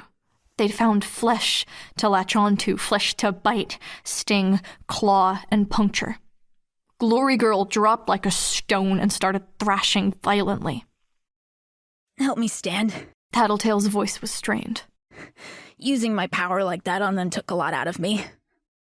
I grabbed her good hand and helped her up. With one of her arms around my shoulders, we hurried out of the bank, together. She shoved the gun into one of the largest pouches of her belt. What? I tried, but talking just sent me into a spasm of painful coughs. We were down the front steps of the bank before I felt like trying again. What just happened? She's not really invincible. That's just an idea she likes to put in people's heads. She has a force field around her entire body, but it shorts out whenever she takes a good hit. Comes back online a few seconds later. I knew when I saw she had dust on her costume. Dust that her force field would keep off her. Fuck, this hurts. What is it? She pulled my arm out of the socket when she threw me. Can you fix a dislocated shoulder? I shook my head. I knew how, generally speaking, from the first aid classes I'd taken, but I doubted I had the strength to manage it, and I didn't want to waste time getting Tattletale in a good position to fix her arm when we needed to be gone. The fight outside the bank was still going our way. Only Aegis was still in action, and he was hemmed in by the 3 dogs and Regent's borrowed laser cannon. Grue stepped out of the darkness near me, holding on a bitch much the same way I was holding Tattletale. "Let's scram," I said. "Let's," he agreed, in his haunting voice. "Hey, G-Man." Tattletale winced. "Pop my shoulder back in?" Grue nodded. I helped brace Tattletale as he shoved her arm back into place. He asked, "What happened?" "It was Glory Girl on the roof," I explained. Then I coughed painfully a few times before adding, "Can we please get the fuck out of here?" You guys took Glory Girl? Grue asked, incredulous, while Bitch roused herself enough to whistle for her dogs. In a sense, Tattletale replied. At the same time, I nervously pointed out, she could be coming after us any second. We got on the dogs, and Regent fired a salvo of shots from the laser cannon into Aegis, hammering him into the side of a building until the wall around him collapsed. He then paused to jam his laser into the control panel. When the gun started to smoke, Regent made his way down, jumping the last 4 or 5 feet to land on a dog's back. He tucked the skateboard under one arm. Leave it, Grue said. But... Tracking device. Assume any tinker worth a damn is going to have tracking devices in their stuff. It's true, Tattletale answered as Regent turned towards her. Sorry. Fuck. Regent swore. He jammed his taser into the underside of the skateboard like he had with the control panel, then threw it across the street. We were mounted with Bitch sitting in front of Grue, mainly so he could support her, and Tattletale behind me on Angelica, her uninjured arm wrapped around me. Regent was alone. Grue raised his arms and filled the streets with darkness. Angelica bolted, nearly unseating me as she made a headlong run into the absolute darkness. I was on a creature more than twice the size of a horse, without a saddle, and she wasn't suited for riding in the same way a horse was. I had one foot resting on a horn of bone that jutted from her side, while the other dangled. My hands were gripping the straps would fitted her with, the only thing keeping me from tumbling backwards, head over heels, as she lunged forward at a run that would probably outpace any cars on the road. Not that there would be any cars. The police and parahuman response teams would have had the area blocked off around any potential cape fights. To make our escape all the more terrifying, I knew the dog couldn't see.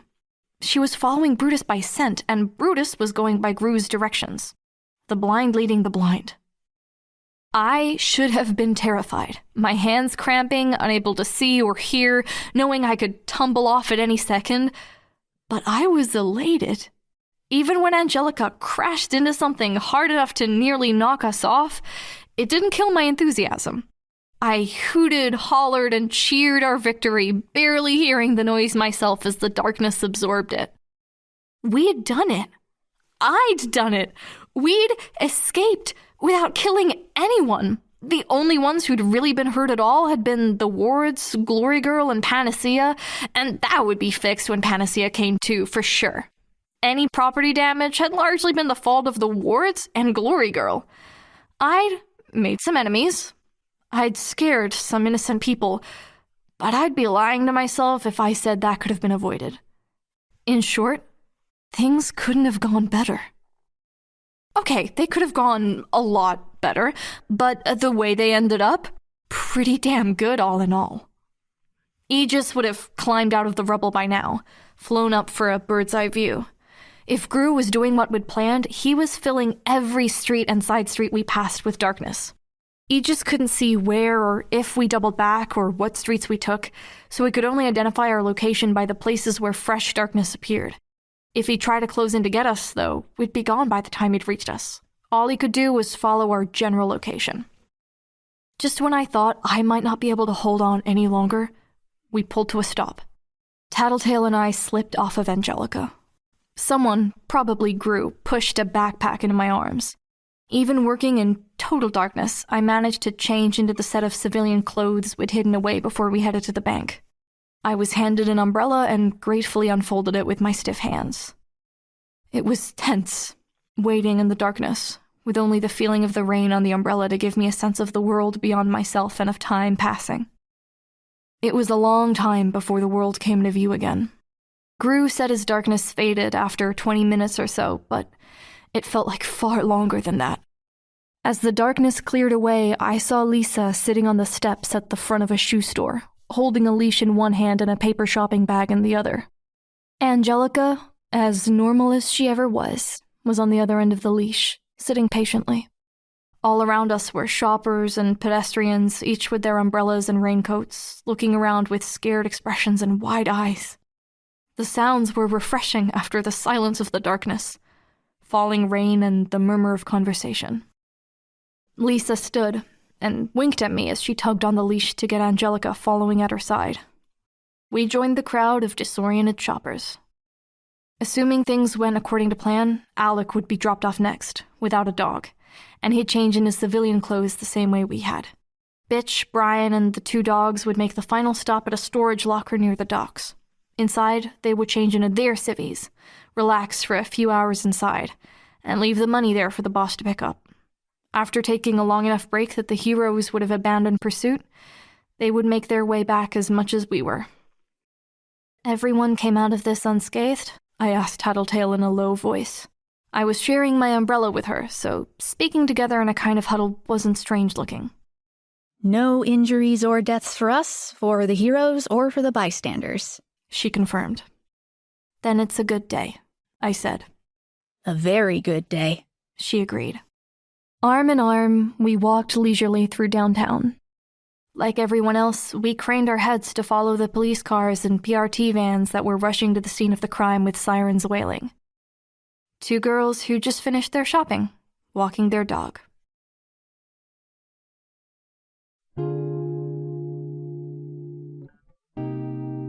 Worm is a web novel by J.C. McCrae, also known as Wildbow.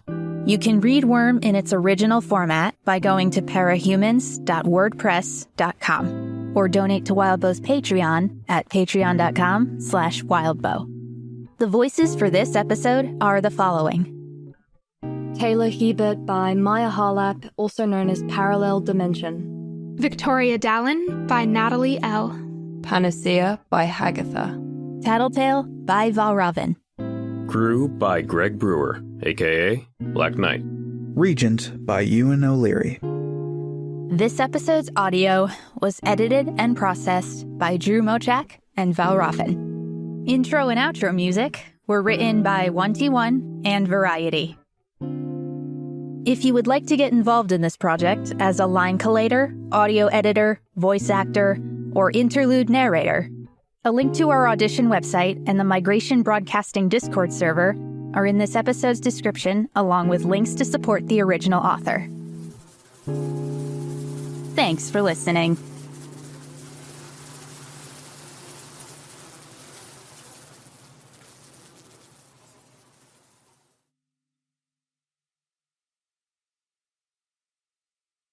Worm is owned by J.C. McCrae. Please support the author at parahumans.wordpress.com. Migration Broadcasting presents an unofficial fan-made adaptation of Worm by Wildbow. Read by a full cast.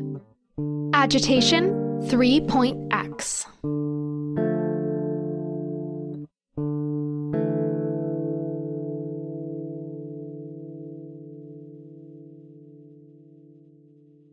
The building housing the local Parahuman Response Team division didn't really stand out.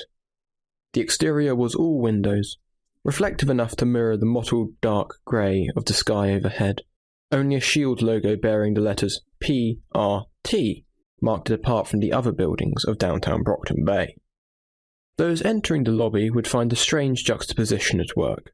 On the one hand, you could see the various employees in suits, hurrying in and out of the building, talking in groups. A team of 4 PRT officers was on standby, each stationed at a different area of the lobby, outfitted in the best equipment money could buy. All had chain mesh and Kevlar vests, helmets that covered their faces, and firearms. The equipment differed, however, as 2 of them had grenade launchers hanging from the straps on their shoulders, with bandoliers of various specialty ammunition across their chests, including a fire-extinguishing grenade, an EMP round, and various stun grenades. The other 2 had what appeared at first glance to be flamethrowers. Were they to pull the triggers, they would eject a thick, frothing spray of foam, enough to cover all but the strongest and fastest villains. In stark contrast to this, there was the gift shop that would be thick with youths when school ended, sporting a selection of action figures, posters, video games, and clothing. 4-foot-tall pictures of the various Protectorate and Wards team members were placed at regular intervals around the lobby, each backed by bright colours. There was a cheery tour guide waiting patiently by the front desk, smiling handsomely at anyone who happened to glance his way.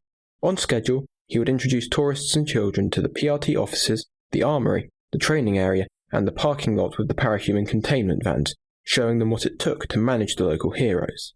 For those willing to pay for the premium tour, wait up to 2 hours, and suffer a PRT squad escort, there would be an additional step on the tour, a glimpse of the ward's headquarters. As a beleaguered team of young heroes staggered into the lobby, however, there was no Tor, only a heavy-set woman with a bob. She wore a navy blue jacket and skirt, and waited with a pair of stern-looking men in suits just behind her. Wordlessly, she led them through a door behind the front desk and into a meeting room. Director Piggot, ma'am. Aegis greeted her, his voice strained. His costume was in shreds, and was more crimson with his own blood than it was its original white. It was bad enough that his civilian identity might have been revealed, if it weren't for the matted blood and chunks of meat that had been taken out of him, some of the wounds nearly a foot across. Good God, Aegis. Her eyebrows raised a fraction. You look like hell. What's wrong with your voice? Punctured lung, ma'am. Aegis rasped. I think there's a hole in my front and back. As if to demonstrate, he stuck his fingers into his chest cavity. Director Piggot didn't look away, but one of the men standing behind her looked a touch green around the gills. I can take you at your word. You don't need to stick your arm all the way through your chest to demonstrate. Aegis grinned and removed his hand from his chest. Her expression hardened. I wouldn't be smiling right now. Aegis' grin fell. He glanced over his shoulder at his teammates. Gallant, Kidwin, Vista, Browbeat, and Clockblocker were all wearing suitably somber expressions. This was a fiasco, she told them. Yes, ma'am. We lost. Gallant admitted. You lost, yes. That's the least of it. You also caused horrific amounts of property damage. I'm afraid any and all destruction caused by New Wave's golden child is also your responsibility since you invited her along, without my say-so. I invited her. Gallant spoke up. I'll take the blame, and you can take the cost for the property damage out of my trust. Director Piggot offered him a thin and utterly humourless smile. Living up to your name, I see. Yes, I'm sure that's the best way to get the message across. Your teammates and I know who you are under the mask. Of everyone here, myself included, you're the one most able to handle a fine of tens of thousands of dollars. I won't deny it, ma'am. Gallant choked out the words. I'm afraid I'm a believer in punishment when punishment is due. Taking money from someone with money to spare is not going to mean anything. All of you will share the fees between you. Since I can't touch the trust funds the PRT established for you, I'll have to settle for docking your pay. Maybe next time, the rest of you can talk Gallant out of inviting his girlfriend along. The protests overlapped. Oh, it was her sister in the bank. She would have gone in anyway. She'll start college next fall. Director Piggot simply weathered the arguments and complaints. A more cynical person might even suggest she enjoyed hearing them. When a minute or two passed, and it was clear she wasn't going to reply or get dragged into the arguments, the young heroes fell into a sullen silence.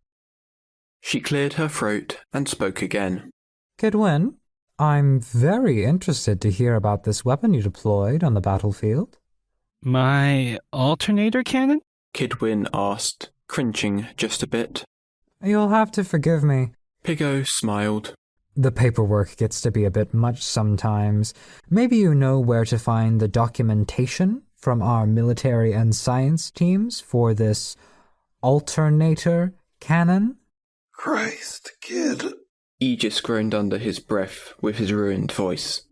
Kidwin looked more upset about Aegis's reaction than anything else. I didn't get it officially cleared yet. I just thought it would be better to use the cannon and do what I could to stop the robbery. That's where you'd be wrong, Piggot told him. Fact of the matter is, the money that was taken from the bank falls very low on my priority list. You might even go so far as to suggest I don't care about it. Director! Aegis started. He didn't get to finish. What I care about is the public perception of capes. I care about ensuring that we get enough funding to keep you wards, the Protectorate, and the PRT squads paid and equipped. Without that, everything I've worked to build falls apart. What are you going to do? Kidwin asked her. The cannon gets dismantled, first off. No! Aegis and Kid Win spoke at the same time. Director Piggot looked briefly surprised at the defiance. I started on the alternator cannon, so I have something to bring out in case of a Class A threat. Kid Win said. Getting rid of it would be such a waste. I don't care if I never get to use it again. Give it to your PRT squad. I'll teach someone how it works. You can mount it on one of your trucks or something. Director Piggot frowned. The amount of time and money that would require for an event that might never occur. No. I suppose you can keep the cannon. Kid Win practically sagged with relief. But whatever the power source is, you're removing it, and I'm keeping it under lock and key. If a Class A threat does come into play, I'll hand it over to you. And the cannon still goes through the standard review process for all Tinker-created material. If it doesn't pass review, if you are putting people and property at undue risk with what you pulled today, I'm afraid you could face a substantial fine. Or jail time. Kid Win paled.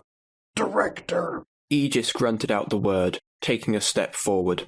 Be quiet, Aegis. Piggot snapped. You're trying to speak with a punctured lung physically pains me, and as much as I admire standing up for your team, your one lungful of breath is wasted here. Kid Win turned to Aegis and offered a small, apologetic smile. Kid Win, you're coming with us for disciplinary review. Everyone else is dismissed. The tour group is going to be coming by your quarters in an hour, and there's likely to be more than a few reporters peering in the windows. Try to clean yourselves up for the pictures that are undoubtedly going to appear in tomorrow's papers. Please. The two men in suits marched a miserable Kid Win out the door after Director Piggot. Kid Win shot a worried look at his team before he was taken out of sight. We debrief. Aegis grunted. Calendar Clockblocker handles it. You two decide. The team trudged out of the meeting room and made their way to their reserved elevator. It was Tinker designed to impress the tourists as well as be far more secure. Interlocking sections of metal unfolded and slid apart as they approached, then closed behind them. The ride down was so smooth that it was nearly impossible to tell the elevator was moving. They exited into a long corridor of chrome steel. I'm going to have nightmares. Clockblocker groaned as he tenderly touched the welts around his nose and mouth. Nightmares with lots and lots of spiders.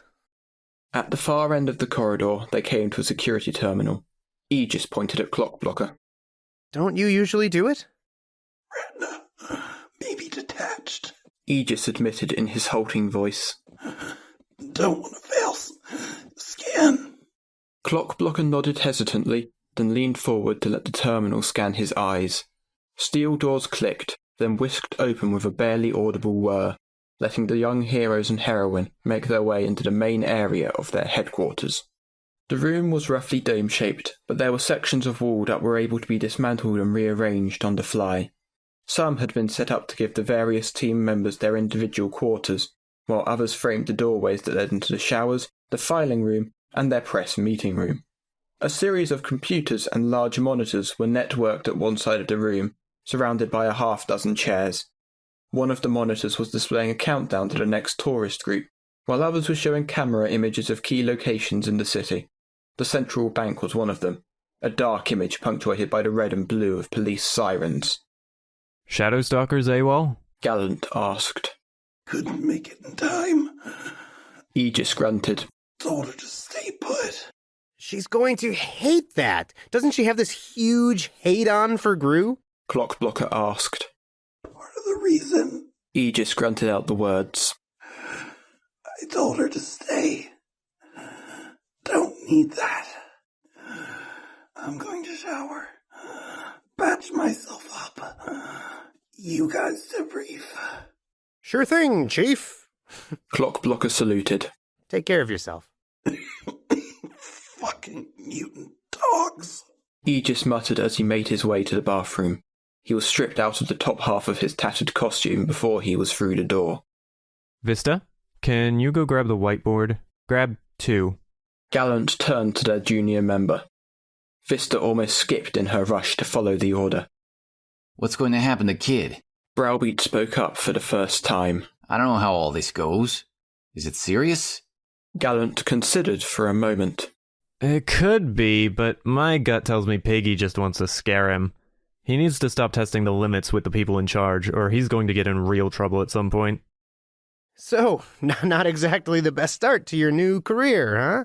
Clockblocker turned to Browbeat. Fuck, I wouldn't mind so much if I knew what happened. Browbeat stretched, and his muscles began to dwindle in size. At least then I could figure out what to do better next time. All I know is that I was suddenly blind and deaf, and when I tried to move, everything bent the wrong way. Then I think I got tasered. Vista returned, dragging a pair of whiteboards on wheeled frames behind her. Hold that thought. Gallant told their newest member. Hey, Clock, you don't mind if I take point? Clockblocker was still using his fingers to explore the raised bumps on his face. Go for it. I'm going to procrastinate as long as I can on the leadership thing. You're next oldest after Carlos. It's only going to be, 3 or 4 months before you're the senior member? And I'll hold that position for not even the rest of the summer before I graduate and pass the mantle to you. Clockblocker smiled self-deprecatingly. No worries. Take charge. Gallant took off his helmet and held it in one hand, running his fingers through his sweat-damp blonde hair. He smiled winningly at Vista as she positioned the whiteboards so everyone could see them. Thank you. Gallant didn't need to use his power to get an emotional response from the 13-year-old heroine. She turned a bright pink. There could be no doubt for anyone present that she had a major crush on her senior teammate. Okay, guys, Gallant said. Before we get started, I think it's important to make some things clear. First off, most importantly, today was not a failure. I'd even say that today was a win for the good guys, and we start establishing that here and now. He took a second to gaze his audience's disbelieving reactions, then smiled. The Undersiders. They've flown under the radar so far, but more recently, they've started pulling higher profile jobs. They hit the Ruby Dreams Casino 5 weeks ago, and now they just robbed the biggest bank in Brockton Bay. This time, we were lucky enough to get in their way. That means we finally have intel on their group. He turned to the whiteboard and wrote the names of their opponents. Grue, Tattletale, and Hellhound went on the first board, with lines separating the board into 3 columns. He wrote Regent on the second board, drew a line, and then hesitated at the 5th and last column. Did he name himself, the guy with the bugs? Girl, Clockblocker corrected him. I was talking to the hostages after the Undersiders made their getaway. He said he was afraid to move because she was going to make it bite him. It took me a bit to realize exactly what he meant. Poor fellow was in shock. But we don't know what she called herself? Nobody had any answer to that. Then we need to agree on a name for her, or the paperwork's going to be inconsistent. Suggestions for a name for the bug girl? Maggot? Worm? Browbeat offered. Stick it with a crappy name? We don't want to do that. Clockblocker sighed. Maybe if we'd won, we could get away with it, but it doesn't look so good if the press reports that we got our asses kicked by someone called Maggot. Stinger? Pestilence? Vista suggested. Clockblocker spun himself around in the chair and punched the names into the computer. Taken. Stinger is some villain in California with power armor, a jetpack, and homing missiles, and Pestilence is a creepy psycho in London. Skitter? Gallant put the name out there. There was a clatter of keys as Clockblocker checked. It's not taken. Then it's good enough. Gallant wrote the name up on the whiteboard. Now we brainstorm. This is where we recoup our losses from the day. Figure out an angle so we can win next time. So don't hold back. Share any detail, no matter how insignificant. Grue's power isn't just darkness. You can't hear in there either, and it feels strange too. Browbeat spoke. There's resistance, like you're underwater, but not floating. Good. Gallant wrote that in Grue's column. Next. The mutants that Hellhound makes. The dogs. She doesn't control them with her mind. They're trained. Vista offered.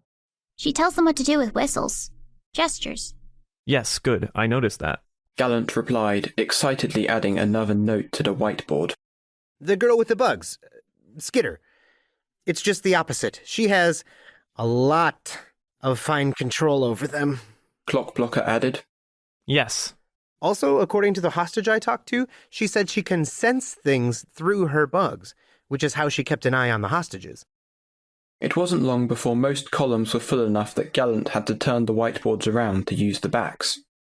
Carlos returned from the shower, wearing sweatpants and a towel around his shoulders. He was Puerto Rican, his hair long. His body was clean of blood, barring a few residual trickles from the mess of ragged wounds on his arms, stomach, and chest. He had clumsily stitched the cuts and gouges together, which did surprisingly little to make them easier to look at. He sat down on a chair and added his input for the lists, which didn't amount to much. He had been incapacitated for too much of the fight to have much to say. There was an abrasive noise from the computer as every monitor suddenly flashed yellow. The wards hurried to pull on their masks. Aegis grabbed a spare from a drawer by the computers. The entrance word open, and Armsmaster strode in, accompanied by the winsome Miss Militia. She wore a modified military uniform, tight enough in the essential areas to accentuate her curves, sporting a scarf around her lower face with an American flag embroidered on it, and a similar sash around her waist. Most arresting, however, was the large rocket launcher she held across her shoulders, in the same way a weightlifter might hold a barbell. Armsmaster! Gallant stood up. Good to see you, sir. Miss Militia, always a pleasure. Ever the gentleman. Miss Militia's eyes hinted at the smile behind her scarf. We brought a guest. Following behind Armsmaster and Miss Militia was a teenage girl in an enveloping white robe. Panacea. She had an ID card on a cord around her neck, featuring her photo and the word guest in bright blue letters. She was kind enough to volunteer to come here and patch you guys up. Miss Militia told the young heroes. Can't send you home with horrible injuries and hundreds of bug bites, can we? That would give away the show. She shifted the position of the rocket launcher on her shoulders, and it dissolved into a blur of green-black energy. The energy lurched and arced around her for a few brief moments, then materialized into a machine gun. It only held that form for a few seconds, before it flickered and solidified into a sniper rifle, then a harpoon gun, and finally settled into the form of a pair of Uzis, one in each of her hands. She barely seemed to notice, beyond the automatic action of holstering the guns. I wanted to thank you guys for coming to my rescue. Panacea spoke, shyly. And for letting Glory Girl come with you. Gallant smiled, then in a more concerned tone, he asked. You two are okay? Panacea shook her head. Tattletale found a way around my sister's invincibility. Glory Girl was bitten pretty badly, which is, why I didn't come sooner. I think it hits you harder psychologically, when you're pretty much invincible, but you get hurt anyways. But we're okay now. She's healed, but, sulking. Good. Armsmaster was at the whiteboard, going over the points. I like this. But this one... He tapped the column titled Tattletale. Nearly empty. None of us ran into her, and the hostages didn't have anything to say about her. Gallant replied. Panacea may be able to help there. Miss Militia offered. All eyes turned to the girl. A lot happened. Panacea hedged. Any detail helps. I'm sorry, she said, looking down at the ground. I got smacked across the head, but my power doesn't work on myself, and I'm not really the type to go out in costume and get into fights, so having my life threatened, I don't know. All that. I can't put my thoughts in order just yet. The sooner... Armsmaster started. It's fine. Miss Militia interrupted him. Amy, why don't you start taking care of the wards? If something comes to mind, anything the Undersiders said or did, or any clues you think might help, share it afterwards. All right? Panacea smiled gratefully at the heroine, then turned to the group. Who needs the most help? Aegis? I'll live, Aegis said. I can be last. Gallant hesitantly raised his hand. One of Hellhound's dogs slammed into me. I think I might have a broken rib. Paramedics cleared me, but I want to be extra sure I'm not risking a punctured lung or something. Panacea frowned, then gestured to the far end of the room. I'll take a look at you over there. Go figure, Glory Girl's boyfriend gets special treatment. Clockblocker grinned to make it clear he was just poking fun. Gallant just smirked in response. The pair went to Gallant's alcove, and she sat him down on the bed before laying a hand on his shoulder. She pulled her hood back and furrowed her brow. You don't have a punctured lung. You've got one fractured rib, but you're not even in that much pain. Why? I lied. I wanted to talk to you alone. He took her hand. She scowled and pulled her hand back like he'd bitten her. As if to make doubly sure he wouldn't grab her hand again, she folded her arms. You know I can sense emotions. Everyone's emotions, like a cloud of colors around them. Can't turn it off. It's just how I see the world. Victoria mentioned that. So you're an open book to me. I know you're scared. Know you're terrified. And that's why you're not talking, he said. She sighed and sat on the bed, as far from Gallant as she could. I never wanted these powers. I never wanted powers, period. He nodded. But I got them anyways, and I got international attention over it. The healer. The girl who could cure cancer with a touch, make someone 10 years younger, regrow lost limbs. I'm forced to be a hero. Burdened with this obligation. I couldn't live with myself if I didn't use this power. It's such an opportunity to save lives. But at the same time, I can't cure everyone. Even if I go to the hospital every night for 2 or 3 hours at a time, there are thousands of other hospitals I can't visit. Tens of millions of people who are terminally ill or in a personal hell where they're paralyzed or in constant pain. These people don't deserve to face that, but I can't help them all. I can't help 1% of them if I put in 20 hours a day. you have to focus on what you can do, Gallant told her. Sounds easier than it is. Panacea answered with a touch of bitterness. Do you understand what it means to cure some of these people? I feel like every second I take for myself is a second I've failed somehow. For 2 years, it's been this pressure. I lie in bed awake at night and I can't sleep. So I get up and I go to the hospital in the middle of the night. Go to pediatrics, cure some kids. Go to the ICU, spare some lives. And it's all just blending together. I can't even remember the last few people I saved. The last person I really remember, it was maybe a week ago. I was working on a kid. He was just a toddler, an immigrant from Cairo, I think. Ectopia cordis. That's where you're born with your heart outside your body. I was putting everything in the right place, giving him a chance at a normal life. What made him so memorable? I resented him. He was lying there, fast asleep, like an angel. And just for a second, I considered just leaving him. The doctors could have finished the job, but it would have been dangerous.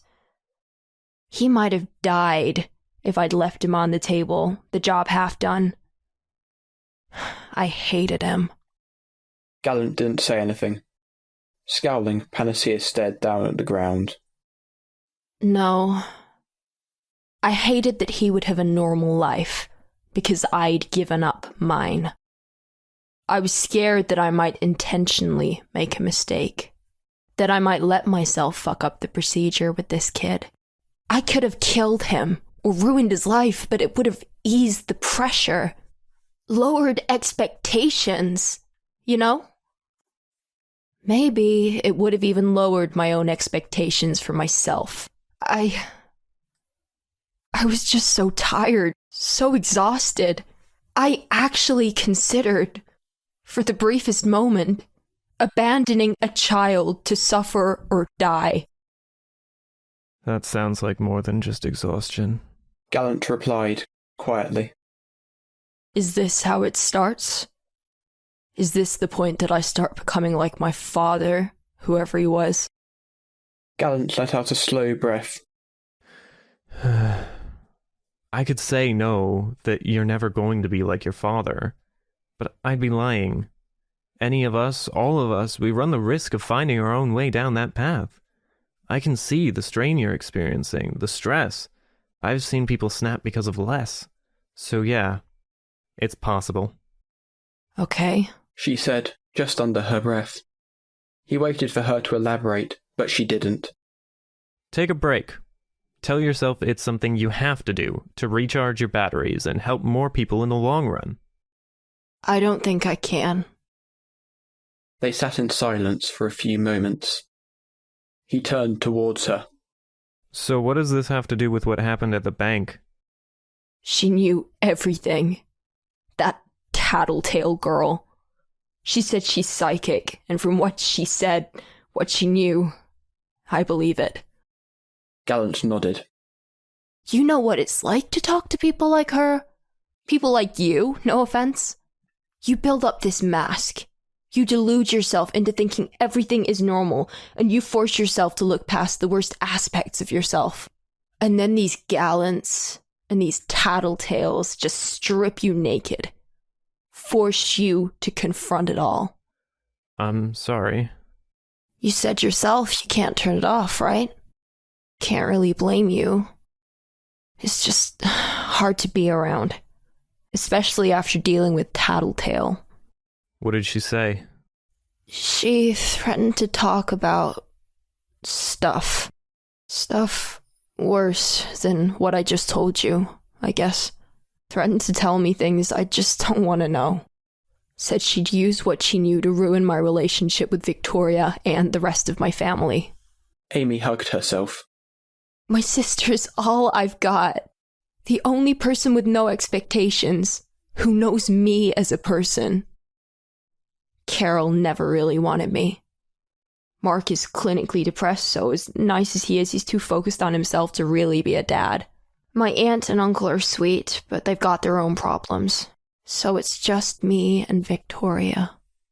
Has been from almost the beginning.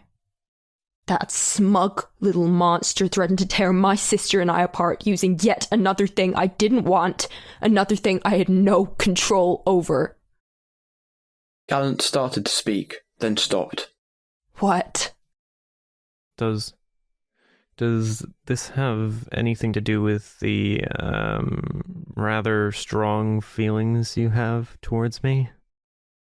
Panacea went still. I'm sorry. I shouldn't have brought it up.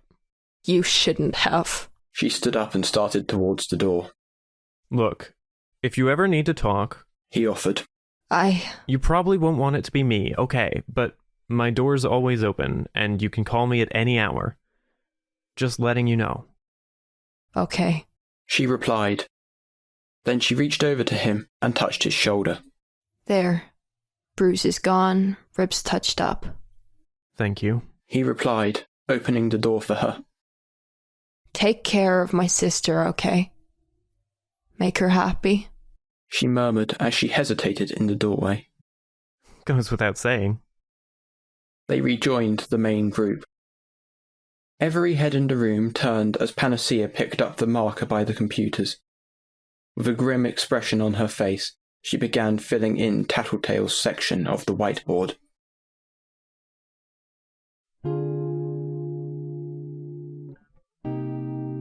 Worm is a web novel by J.C. McCrae, also known as Wildbow. You can read Worm in its original format by going to parahumans.wordpress.com or donate to Wildbow's Patreon at patreon.com/wildbow. The voices for this episode are the following. Interlude 3.x narrator by Eidolon. Terraqua as Aegis. Director Piggot by Vice Versailles. Gallant by Shirana Itsuki. Kidwin by Sun. I'm Nathan Woltering as Clockblocker. Browbeat, voiced by Terry Tibke. Vista by Ray of Frost. Panacea by Hagatha. Miss Militia by Ray of Frost. Armsmaster was performed by Sam Gabriel. This episode's audio was edited and processed by NightHawk and Valravn. Intro and outro music were written by 1T1 and Variety. If you would like to get involved in this project as a line collator, audio editor, voice actor, or interlude narrator, a link to our audition website and the Migration Broadcasting Discord server are in this episode's description, along with links to support the original author. Thanks for listening.